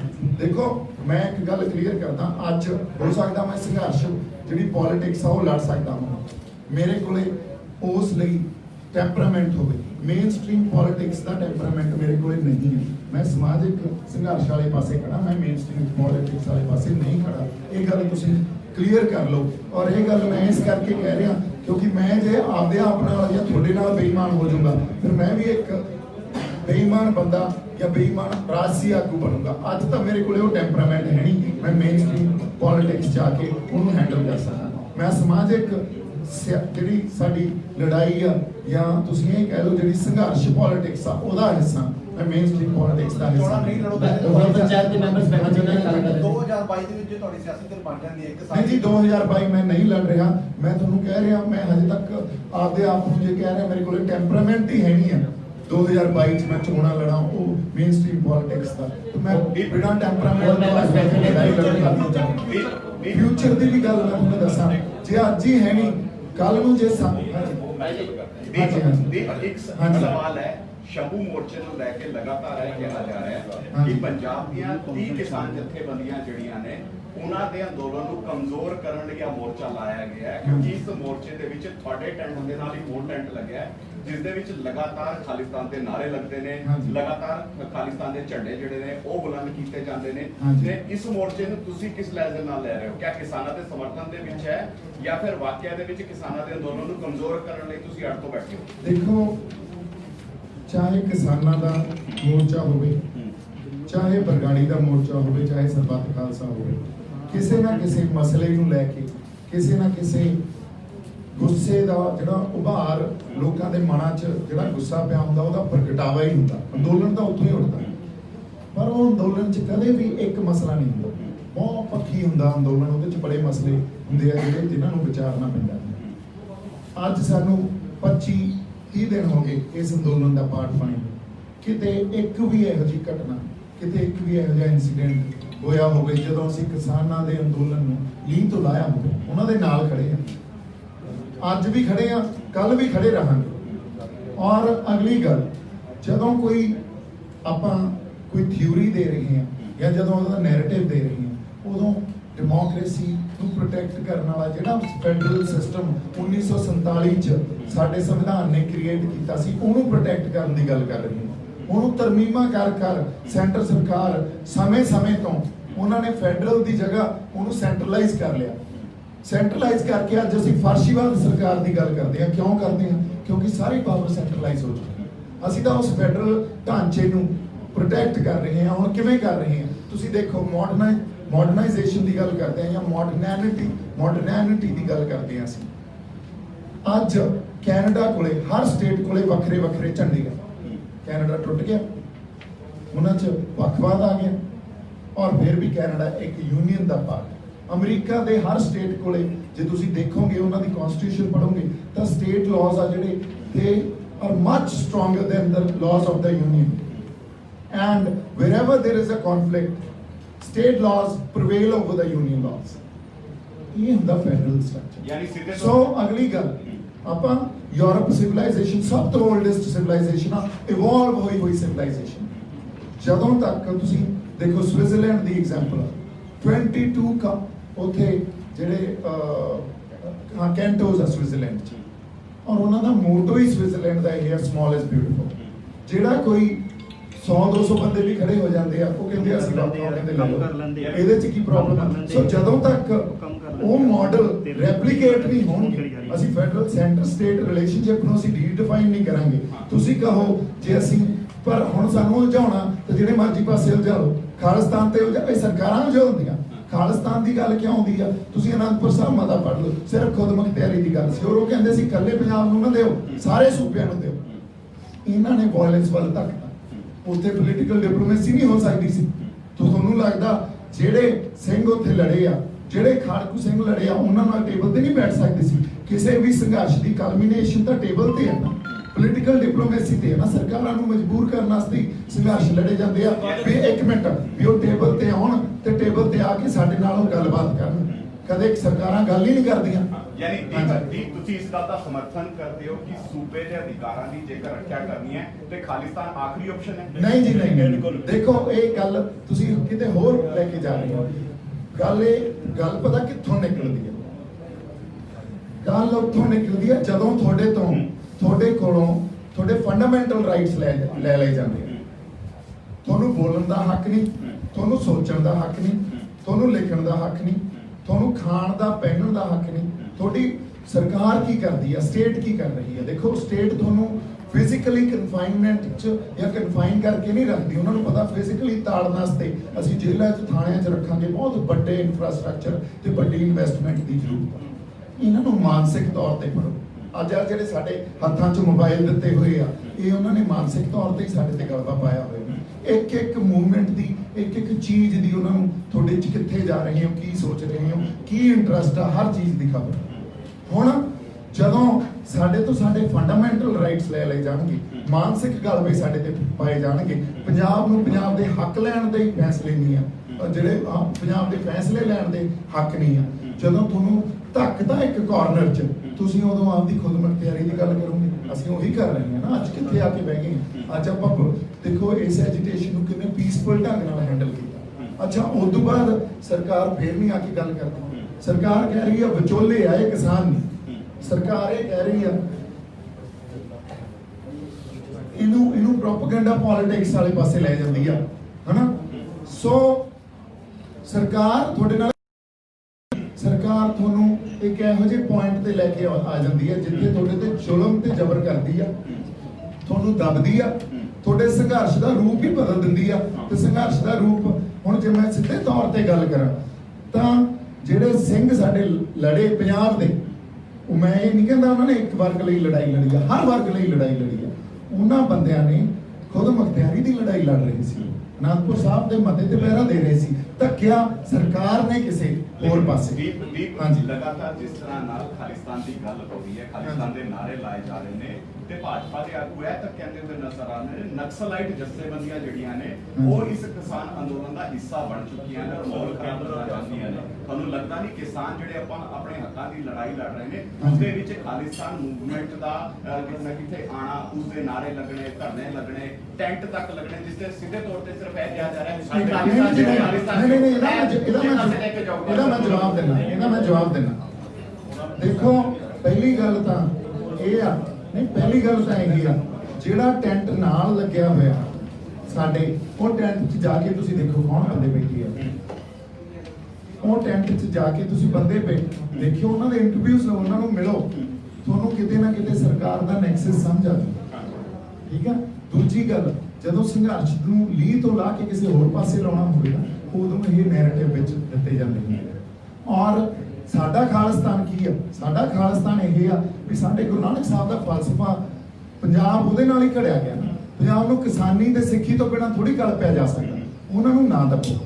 ਸਾਡੇ ਜਿਹੜੇ ਮੂਲ ਅਧਿਕਾਰ ਆ, ਸਾਡੇ ਫੰਡਾਮੈਂਟਲ ਰਾਈਟਸ ਆ, ਉਹਨਾਂ ਨੂੰ ਨਾ ਲੈ ਕੇ ਜਾਓ। ਸਾਡੀ ਵਿਲੱਖਣਤਾ, ਜੇ ਪੰਜਾਬ 'ਚ ਕੋਈ ਅੱਜ ਕਹਿ ਰਿਹਾ ਮੈਂ ਸਿੱਖ ਹਾਂ, ਮੈਂ ਵਿਲੱਖਣ ਆ, ਉਹਨੂੰ ਮਾਣ ਸਨਮਾਨ ਦਿਓ। ਜੇ ਕੋਈ ਕਹਿ ਰਿਹਾ ਮੈਂ ਹਿੰਦੂ ਆ, ਉਹਨੂੰ ਮਾਣ ਸਨਮਾਨ ਦਿਓ। ਕੋਈ ਕ੍ਰਿਸਚੀਅਨ ਆ, ਕੋਈ ਮੁਸਲਿਮ ਭਾਈਚਾਰਾ, ਕੋਈ ਹੋਰ ਭਾਈਚਾਰਾ, ਉਹਨਾਂ ਨੂੰ ਮਾਣ ਸਨਮਾਨ ਦਿਓ। ਹਨਾ। ਸੋ ਸਾਡੇ ਵਾਸਤੇ ਜਿਹੜਾ ਇੱਕ ਪੀਸਫੁਲ ਐਟਮੋਸਫੇਅਰ ਪੰਜਾਬ ਦਾ ਇੱਕ ਜਿਹੜਾ ਜਾਂ ਕਿਸੇ ਵੀ ਖਿੱਤੇ ਦੀ ਇੱਕ ਜਿਹੜੀ ਖੁਦਮੁਖਤਿਆਰੀ ਆ ਉਹਨੂੰ ਨਾ ਖੋ, ਇੱਥੋਂ ਦੀ ਵੰਨ ਸੁਵੰਨਤਾ ਨੂੰ ਮਾਣ ਸਨਮਾਨ ਦਿਓ, ਇਹੀ ਸਭ ਚਾਹੁੰਦੇ ਆ।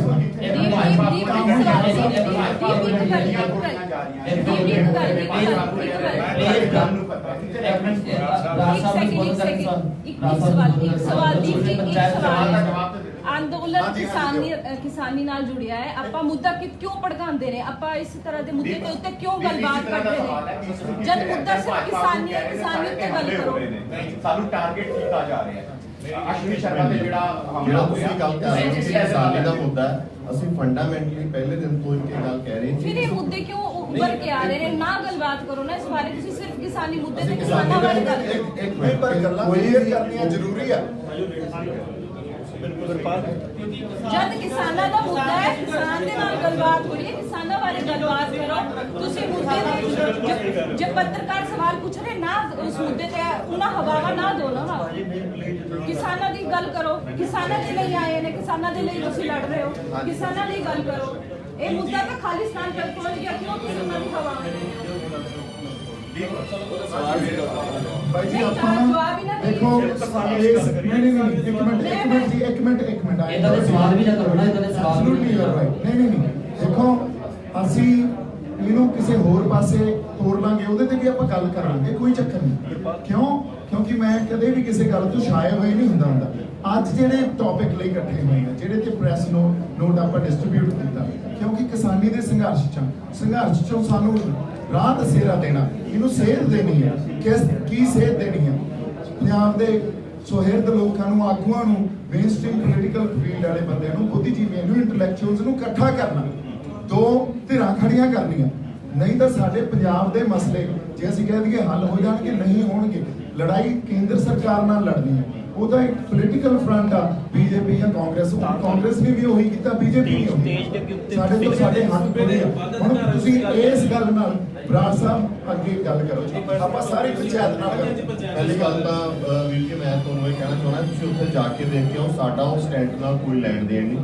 ਅਸੀਂ ਬਹੁਤ ਦੂਰੀ ਤੇ ਬੈਠੇ ਆ, ਠੀਕ ਹੈ, ਉਨੀ ਦੂਰੀ ਤੇ ਸਾਡੇ ਕਿਸਾਨ ਯੂਨੀਅਨ ਵਾਲੇ ਵੀ ਬੈਠੇ ਆ। ਸੋ ਇਸ ਮਸਲੇ ਨੂੰ ਤੁਸੀਂ ਉਹਦੇ ਨਾਲ ਕੋਰਿਲੇਟ ਨਾ ਕਰੋ, ਤੇ ਮੇਰਾ ਖਿਆਲ ਹੈ ਕਿ ਬਾਕੀ ਲੋਕਾਂ ਦੇ ਕਿਸਾਨ ਯੂਨੀਅਨ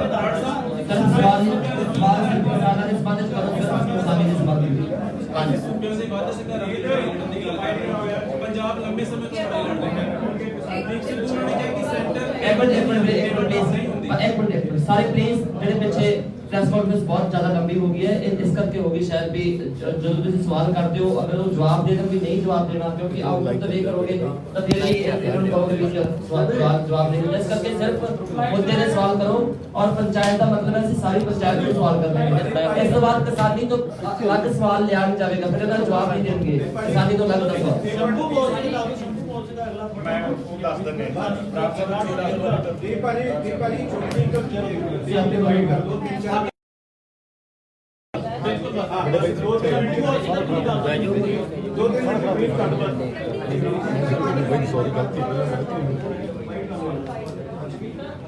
ਜੀ ਹੁਣ ਹੋਰ ਕੋਈ ਸਵਾਲ ਖੁਦਮੁਖਤਿਆਰੀ ਦਾ ਸਵਾਲ ਪੁੱਛਿਆ ਸੀ ਬਾਈ ਜੀ ਨੇ, ਉਸ ਗੱਲ ਤੇ ਆਪਾਂ ਜਵਾਬ ਦੇ ਦਈਏ।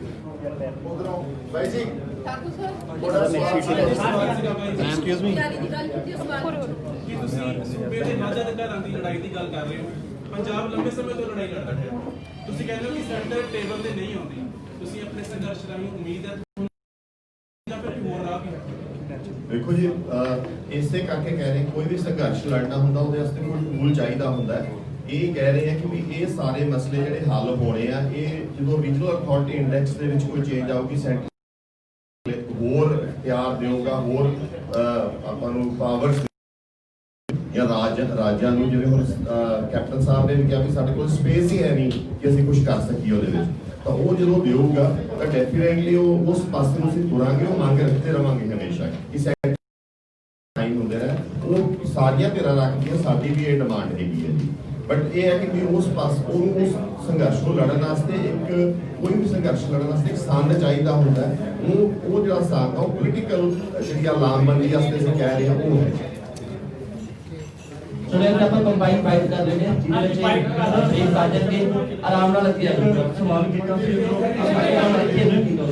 ਕਿ ਵਿਚੋਲੀਆ ਜਿਹੜੀ ਬੀਜੇਪੀ ਕਹਿ ਰਹੀ ਹੈ ਕਿ ਵਿਚੋਲੀਏ ਬਾਹਰ ਅਸੀਂ ਕਰਨ ਦੀ ਕੋਸ਼ਿਸ਼ ਕਰ ਰਹੇ ਹਾਂ। ਬੀਜੇਪੀ ਇੱਕ ਪ੍ਰੋਪੋਗੈਂਡਾ ਚਲਾਉਂਦੀ ਹੈ। ਤੁਸੀਂ ਦੇਖੋ ਜਦੋਂ ਪਿੱਛੇ ਜੇ ਇਹਨਾਂ ਨੇ ਨੋਟਬੰਦੀ ਕੀਤੀ ਤੇ ਨੋਟਬੰਦੀ ਦੇ ਵਿੱਚ ਜਿਵੇਂ ਆਪਾਂ ਨੂੰ ਪਰੇਸ਼ਾਨੀਆਂ ਆਉਣੀਆਂ ਸ਼ੁਰੂ ਹੋਈਆਂ ਤੇ ਬੀਜੇਪੀ ਨੇ ਕਿਹਾ ਕਿ ਦੇਖੋ ਜਿਨ੍ਹਾਂ ਦੇ ਕੋਲ ਕਾਲਾ ਧਨ ਹੈ ਨਾ ਉਹ ਰੋ ਰਹੇ ਨੇ, ਔਰ ਜਿਨ੍ਹਾਂ ਦੇ ਕੋਲ ਹਰਾਮ ਦਾ ਪੈਸਾ ਉਹ ਰੋ ਰਹੇ ਨੇ, ਜਿਹਦੇ ਕੋਲ ਇਮਾਨਦਾਰੀ ਦਾ ਧਨ ਹੈ ਉਹ ਚੰਗੇ ਨੇ। ਸੋ ਇੱਕ ਸਾਈਕੋਲੋਜੀ ਕੀ ਲੋਕਾਂ ਦੇ ਵਿੱਚ ਗਈ ਕਿ ਜਿਨ੍ਹਾਂ ਦੇ ਕੋਲ ਕਾਲਾ ਧਨ ਹੈ ਉਹ ਰੋ ਰਹੇ ਨੇ। ਔਰ ਤੁਸੀਂ ਦੇਖਿਆ ਕਿ ਨੋਟਬੰਦੀ ਦਾ ਰਿਜ਼ਲਟ ਕੀ ਆਇਆ ਕਿ ਜਿੰਨਾ ਪੈਸਾ ਸੀਗਾ ਉਹ ਸਾਰੇ ਦਾ ਸਾਰਾ ਜਮ੍ਹਾਂ ਹੋ ਗਿਆ, ਔਰ ਉਸ ਤੋਂ ਬਾਅਦ ਜਿਹੜਾ ਬੈਂਕਿੰਗ ਦੇ ਵਿੱਚ ਤੁਹਾਡਾ ਪੈਸਾ ਤੁਸੀਂ ਅਗਰ ਕਢਵਾਉਣਾ ਸੀਗਾ ਉਹਦੇ ਵੀ ਤੁਹਾਨੂੰ ਜਿਹੜੇ ਚਾਰਜ ਲੱਗਣੇ ਸ਼ੁਰੂ ਹੋ ਗਏ। ਔਰ ਦੂਜੀ ਸਵਾਲ ਤੁਸੀਂ ਐਮਐਸਪੀ ਦੇ ਬਾਰੇ ਕੀਤਾ ਸੀਗਾ ਕਿ ਮੋਦੀ ਨੇ ਕਿਹਾ ਕਿ ਐਮਐਸਪੀ ਜਿਹੜੀ ਹੈ ਉਹ ਸੁਰੱਖਿਅਤ ਰਹੇਗੀ। ਐਮਐਸਪੀ ਦਾ ਜ਼ਿਕਰ ਵੀ ਨਹੀਂ ਹੈ ਕਿਤੇ ਤਿੰਨਾਂ ਬਿੱਲਾਂ ਦੇ ਵਿੱਚ। ਔਰ ਅਗਰ ਮੋਦੀ ਸਟੇਟਮੈਂਟ ਦਿੰਦਾ ਹੈ ਉਹ ਆਪਣੀ ਸਟੇਟਮੈਂਟ ਉੱਤੇ ਕਿੰਨਾ ਉਤਰਦਾ, ਉਹਦੀਆਂ ਸਟੇਟਮੈਂਟ ਤਾਂ ਆਪਾਂ ਅੱਜ ਤੱਕ ਸੁਣੀ ਹੀ ਨਹੀਂ 5-7 ਸਾਲਾਂ ਦੇ ਵਿੱਚ। ਔਰ ਮੈਂ ਹੁਣ ਜੋਗਾ ਜੀ ਨੂੰ ਕਹਾਂਗਾ ਇਹ ਤੁਹਾਨੂੰ ਇਹਦਾ ਬਰੀਫ ਕਰਨੀ ਹੈ। ਮੇਰੀ ਬੇਨਤੀ ਹੈ ਜੀ ਕਿ ਜਿਹੜੀ ਅੱਜ ਦੀ ਪ੍ਰੈਸ ਕਾਨਫਰੰਸ ਹੈ, ਜਿਹੜੇ ਖੇਤੀ ਆਰਡੀਨੈਂਸ ਪਾਸ ਹੋਏ ਹੈ, ਅਕਾਲੀ ਦਲ ਦੀ ਬੀਬੀ ਹਰਸਿਮਰਤ ਕੌਰ ਕੇਂਦਰ ਦੇ ਵਿੱਚ ਮਿਨਿਸਟਰ ਸੀਗੀ, ਉਹਦੇ ਹੁੰਦੇ ਇਹ ਆਰਡੀਨੈਂਸ ਪਾਸ ਹੋ ਗਏ। ਇਸ ਕਰਕੇ ਪੰਜਾਬ ਦੇ ਵਿੱਚੋਂ ਮੰਤਰੀ ਹੋਏ। ਲੇਕਿਨ ਸਤੰਬਰ 2019 ਦੇ ਵਿੱਚ ਜਿਹੜੀ ਨੀਤੀ ਆਯੋਗ ਦੀ ਮੀਟਿੰਗ ਹੁੰਦੀ ਹੈ ਉਹਦੇ ਵਿੱਚ ਪੰਜਾਬ ਦੇ ਖੇਤੀਬਾੜੀ ਸਕੱਤਰ ਜਾਂਦੇ ਆ, ਉਹ ਆ ਕੇ ਦੱਸ ਵੀ ਦਿੰਦੇ ਆ ਸੀਐਮ ਸਾਹਿਬ ਨੂੰ ਕਿ ਇਹੋ ਜਿਹਾ ਬਿੱਲ ਪਾਸ ਹੋਣ ਵਾਲਾ ਹੈ। ਉਹ ਤੋਂ ਬਾਵਜੂਦ ਵੀ 6 ਮਹੀਨੇ ਕੈਪਟਨ ਅਮਰਿੰਦਰ ਸਿੰਘ ਜੀ ਚੁੱਪ ਧਾਰ ਕੇ ਬਹਿ ਜਾਂਦੇ ਆ। ਕਾਂਗਰਸ ਨੂੰ ਵੀ ਪਤਾ ਸੀ ਕਿ ਬਿੱਲ ਪਾਸ ਹੋਣ ਵਾਲਾ ਹੈ। ਅੱਜ ਦੋ ਰਾਜਨੀਤਿਕ ਜਮਾਤਾਂ ਜਿਹੜੀਆਂ ਪੰਜਾਬ ਦੀਆਂ, ਉਹਨਾਂ ਨੂੰ ਪਤਾ ਹੋਣ ਦੇ ਬਾਵਜੂਦ ਵੀ ਇਹ ਬਿੱਲ ਉਹਨਾਂ ਨੇ ਪਾਸ ਕਰਵਾਤੇ। ਸੋ ਸਾਡੇ ਕਹਿਣ ਦਾ ਭਾਵ ਇਹ ਹੈ, ਅੱਜ ਅਮਰਿੰਦਰ ਸਿੰਘ ਜੀ ਨੇ ਜ਼ਰੂਰ ਉਹਦੇ ਬਿੱਲ ਲਿਆਂਦਾ, ਲੇਕਿਨ ਜੇ 6 ਮਹੀਨੇ ਪਹਿਲਾਂ ਉਹ ਸੰਘਰਸ਼ ਸ਼ੁਰੂ ਕਰਾ ਦਿੰਦੇ ਤਾਂ ਹੋ ਸਕਦਾ ਹੈ ਇਹਦਾ ਕੋਈ ਰੂਪਰੇਖਾ ਹੋਰ ਹੁੰਦੀ। ਉਹੀ ਹਰਸਿਮਰਤ ਕੌਰ ਜਿਹੜੇ ਵਿੱਚ ਆ, ਸਾਰਿਆਂ ਨੂੰ ਪਤਾ, ਦੁਬਾਰਾ ਕਹਿਣ ਦੀ ਲੋੜ ਨਹੀਂ। ਅੱਜ ਦੀ ਪ੍ਰੈਸ ਕਾਨਫਰੰਸ ਦਾ ਮੇਨ ਮੁੱਦਾ ਇੱਕ ਸਵਾਲ ਇਹ ਆਇਆ ਸੀ ਕਿ ਪਹਿਲਾਂ ਵੀ ਇਹ ਸਾਂਝਾਂ ਬੜੀਆਂ ਇਹਨਾਂ ਰਾਜਨੀਤਿਕ ਲੋਕਾਂ ਦੀਆਂ। ਸ਼ੰਭੂ ਮੋਰਚਾ ਇੱਕ ਅਪੀਲ ਕਰਦਾ ਨਾ ਲੀਡਰਾਂ ਨੂੰ ਕਿ ਸਾਰੇ ਆਓ ਇੱਕ ਡੰਡਾ ਤੇ ਇੱਕ ਝੰਡਾ ਕਰਕੇ ਪੰਜਾਬ ਦੇ ਲਈ ਕੋਈ ਸਾਂਝਾ ਇਹੋ ਜਿਹਾ ਪਲੇਟਫਾਰਮ ਬਣਾਓ ਤਾਂ ਕਿ ਪੰਜਾਬ ਨੂੰ ਇੱਕ ਅਜਿਹੀ ਖੇਤਰੀ ਪਾਰਟੀ ਦੇ ਸਕੀਏ। ਜੇ ਕੋਈ ਚੰਗੀ ਪਾਰਟੀ ਹੁੰਦੀ ਤਾਂ ਇਹ ਜਦੋਂ ਬਿੱਲ ਬਣ ਰਹੇ ਸੀ ਪਤਾ ਲੱਗ ਗਿਆ ਸੀ, ਉਦੋਂ ਹੀ ਸਰਬ ਪਾਰਟੀ ਮੀਟਿੰਗ ਬੁਲਾਉਂਦੇ, ਕੋਈ ਹੋਰ ਕਰਦੇ, ਇਹਦੇ ਵਿੱਚ ਵਿਧਾਨ ਸਭਾ 'ਚ ਮਤਾ ਪਾਉਂਦੇ। ਜਿਹੜਾ ਅੱਜ ਸੰਘਰਸ਼ ਹੋ ਰਿਹਾ ਇਹ ਸਾਲ ਪਹਿਲਾਂ ਸ਼ੁਰੂ ਹੋ ਜਾਂਦਾ। ਸੋ ਦੀਪ ਜੀ ਦੀ ਅੱਜ ਦੀ ਪ੍ਰੈਸ ਕਾਨਫਰੰਸ ਕਰਨ ਦਾ ਇਹ ਮੇਨ ਮਨੋਰਥ ਹੈ ਕਿ ਅਸੀਂ ਇਹਨਾਂ ਸਾਰੇ ਲੀਡਰਾਂ ਕੋਲ ਜਾਵਾਂਗੇ, ਭਾਵੇਂ ਉਹ ਨਵਜੋਤ ਸਿੱਧੂ ਜੀ ਹੋਣ, ਪ੍ਰਗਟ ਸਿੰਘ ਹੋਣ, ਭਾਵੇਂ ਖਹਿਰਾ ਸਾਹਿਬ ਹੋਣ, ਬੈਂਸ ਸਾਹਿਬ ਹੋਣ, ਛੋਟੇ ਪਰ ਡਾਕਟਰ ਗਾਂਧੀ ਜੀ, ਹੋਰ ਵੀ ਜਿੰਨੇ ਮਤਲਬ ਪੰਜਾਬ ਦੀ ਧਰਤੀ ਨੂੰ ਪਿਆਰ ਕਰਨ ਵਾਲੇ ਆ। ਸਾਡਾ ਮੇਨ ਮਨੋਰਥ ਇਹੀ ਹੈ, ਕਿਉਂਕਿ ਜੇ ਕਿਸਾਨ ਬਚੂਗਾ ਤਾਂ ਹੀ ਸਾਰਾ ਸਮਾਜ ਬਚੂਗਾ। ਔਰ ਮੀਡੀਆ ਨੂੰ ਸਾਡੀ ਰਿਕੁਐਸਟ ਹੈ ਕਿ ਸਮਾਜ ਦਾ ਚੌਥਾ ਥੰਮ ਤੁਸੀਂ ਸਾਰੇ ਮੀਡੀਆ ਵਾਲੇ ਹੋ, ਸੋ ਤੁਸੀਂ ਵੀ ਇਸ ਮਸਲੇ ਦੇ ਵਿੱਚ ਜ਼ਰੂਰ ਸਾਡਾ ਸਾਥ ਦਿਓ। ਚਲੋ ਜੀ ਬਸ ਸਵਾਲ ਬੰਦ ਹੋਣਾ, ਆਪਾਂ ਇੱਕ ਫਾਈਨਲ ਬਾਈਟ ਕਰਦੇ ਹਾਂ ਜਿਸ ਦੇ ਵਿੱਚ ਸਾਰਾ ਬਰੀਫ ਕਰਦੇ ਹਾਂ ਕਿ ਤੁਸੀਂ ਆਪਣੇ ਕੈਮਰਾ ਸੈੱਟ ਕਰ ਲਓ ਤੇ ਇੱਕ ਲਾਸਟ ਇਸ ਤੋਂ ਬਾਅਦ ਹਰਪ੍ਰੀਤ ਬਾਈ ਜੀ ਨੇ ਸਵਾਲ ਕੀਤਾ ਸੀ ਖਾਲਿਸਤਾਨ ਬਾਰੇ ਨਾ। ਅਸੀਂ ਨਾ ਆਜ਼ਾਦੀ ਮੰਗਦੇ ਆ ਭਾਰਤ ਵਿੱਚ, ਭਾਰਤ ਤੋਂ ਆਜ਼ਾਦੀ ਦੀ ਮੰਗਦੇ, ਭਾਰਤ ਵਿੱਚ ਰਹਿਣ ਦੀ ਆਜ਼ਾਦੀ ਮੰਗਦੇ ਆ। ਅਸੀਂ ਤੁਹਾਨੂੰ ਇਹ ਸਮਝਾਉਣ ਦੀ ਕੋਸ਼ਿਸ਼ ਕਰਦੇ ਆ ਕਿ ਜਿੱਦਾਂ ਕੈਨੇਡਾ ਦੇ ਅੰਦਰ ਤੁਸੀਂ ਜਾਂਦੇ ਹੋ ਮੌਂਟਰੀਅਲ ਤੇ ਉਹਨਾਂ ਦਾ ਲਾਅ ਵੱਖਰਾ ਹੈ, ਪਰ ਇੱਕ ਸਿਸਟਮ ਚ ਰਹਿੰਦੇ ਨੇ ਸਾਰੇ। ਸਾਨੂੰ ਉਹ ਗੱਲ ਸਮਝਾਉਣ ਦੀ ਲੋੜ ਹੈ, ਸਾਨੂੰ ਕਿਸੇ ਗੱਲ ਨੂੰ ਕਿਸੇ ਪਾਸੇ ਲਿਜਾਣ ਦੀ ਲੋੜ ਨਹੀਂ। ਤੁਸੀਂ ਸਾਡਾ ਸਾਥ ਦਿਓ, ਕਿਸਾਨੀ ਦੇ ਮੁੱਦਿਆਂ ਤੇ ਇਸ ਮੋਰਚੇ ਦੀ ਮਹੱਤਤਾ ਸਮਝੋ, ਬਸ ਇੰਨੀ ਹੀ ਗੱਲ ਹੈ। ਭਾਈ ਅੱਜ ਦੱਸ ਦੋ ਸ਼ਾਮ ਨੂੰ ਮੋਰਚੇ ਕਾਨਫਰੰਸ ਕੀਤੀ ਹੈ, ਮੇਨ ਮਕਸਦ ਕੀ ਕਹਿਣਾ ਚਾਹੁੰਦੇ? ਹਾਂਜੀ, ਪ੍ਰੈਸ ਕਾਨਫਰੰਸ ਦਾ ਹੁਣ ਆਪਾਂ ਸਾਰੇ ਸਵਾਲ ਕਰਕੇ ਪਰਪਸ ਤੇ ਆਉਣੇ ਆ ਜੀ। ਜਦੋਂ ਅਸੀਂ ਇਸ ਐਜੀਟੇਸ਼ਨ 'ਚ ਸ਼ਾਮਲ ਹੋਏ ਤਾਂ ਲੋਕਾਂ ਨੂੰ ਮਿਲੇ, ਇੰਟੈਲੈਕਚੁਅਲਸ ਨੂੰ ਮਿਲੇ, ਪੰਜਾਬ ਦੇ ਮੇਨ ਸਟ੍ਰੀਮ ਪੋਲੀਟੀਕਲ ਲੀਡਰਸ ਨੂੰ ਮਿਲੇ, ਬਾਹਰ ਜਿਹੜੇ ਸਾਡੇ ਐਨਆਰਆਈ ਬੈਠੇ ਆ ਉਹਨਾਂ ਨੇ ਸਾਨੂੰ ਸੁਝਾਅ ਭੇਜੇ, ਕਿਉਂਕਿ ਪੰਜਾਬ ਲਈ ਉਹ ਬਹੁਤ ਚਿੰਤਤ ਆ। ਇੱਥੋਂ ਇੱਕ ਸੁਪਨਾ ਲੈ ਕੇ ਗਏ ਆ ਔਰ ਕਿਤੇ ਨਾ ਕਿਤੇ ਉਹ ਗੁਨਾਹ ਦਾ ਅਹਿਸਾਸ ਲੈ ਕੇ ਗਏ ਆ ਵੀ ਪੰਜਾਬ ਸਾਡਾ ਵਧੀਆ ਹੋ ਜਾਏ। ਜਿਵੇਂ ਮੈਂ ਜੇ ਬੰਬੇ ਰਹਿੰਦਾ ਸੀ, ਮੇਰੇ 'ਚ ਵੀ ਇੱਕ ਗੁਨਾਹ ਦਾ ਅਹਿਸਾਸ ਸੀ ਵੀ ਮੈਂ ਆਪਣੀ ਧਰਤੀ ਛੱਡ ਕੇ ਕਿਤੇ ਹੋਰ ਰਹਿਣਾ। ਸਾਡੀ ਧਰਤੀ ਤੇ ਕੁਛ ਨਾ ਕੁਛ ਚੰਗਾ ਹੋ ਜੇ, ਲੋਕਾਂ ਲਈ ਚੰਗਾ ਹੋ ਜੇ, ਅਸੀਂ ਉੱਥੇ ਸੁਖੀ ਵਸ। ਹੁਣ ਅਸੀਂ ਜੋ ਇਹਦੇ 'ਚੋਂ ਮਹਿਸੂਸ ਕੀਤਾ ਨਹੀਂ ਹੈ, ਕਿਉਂਕਿ ਇਹ ਲੜਾਈ ਆ ਕੇਂਦਰ ਨਾਲ।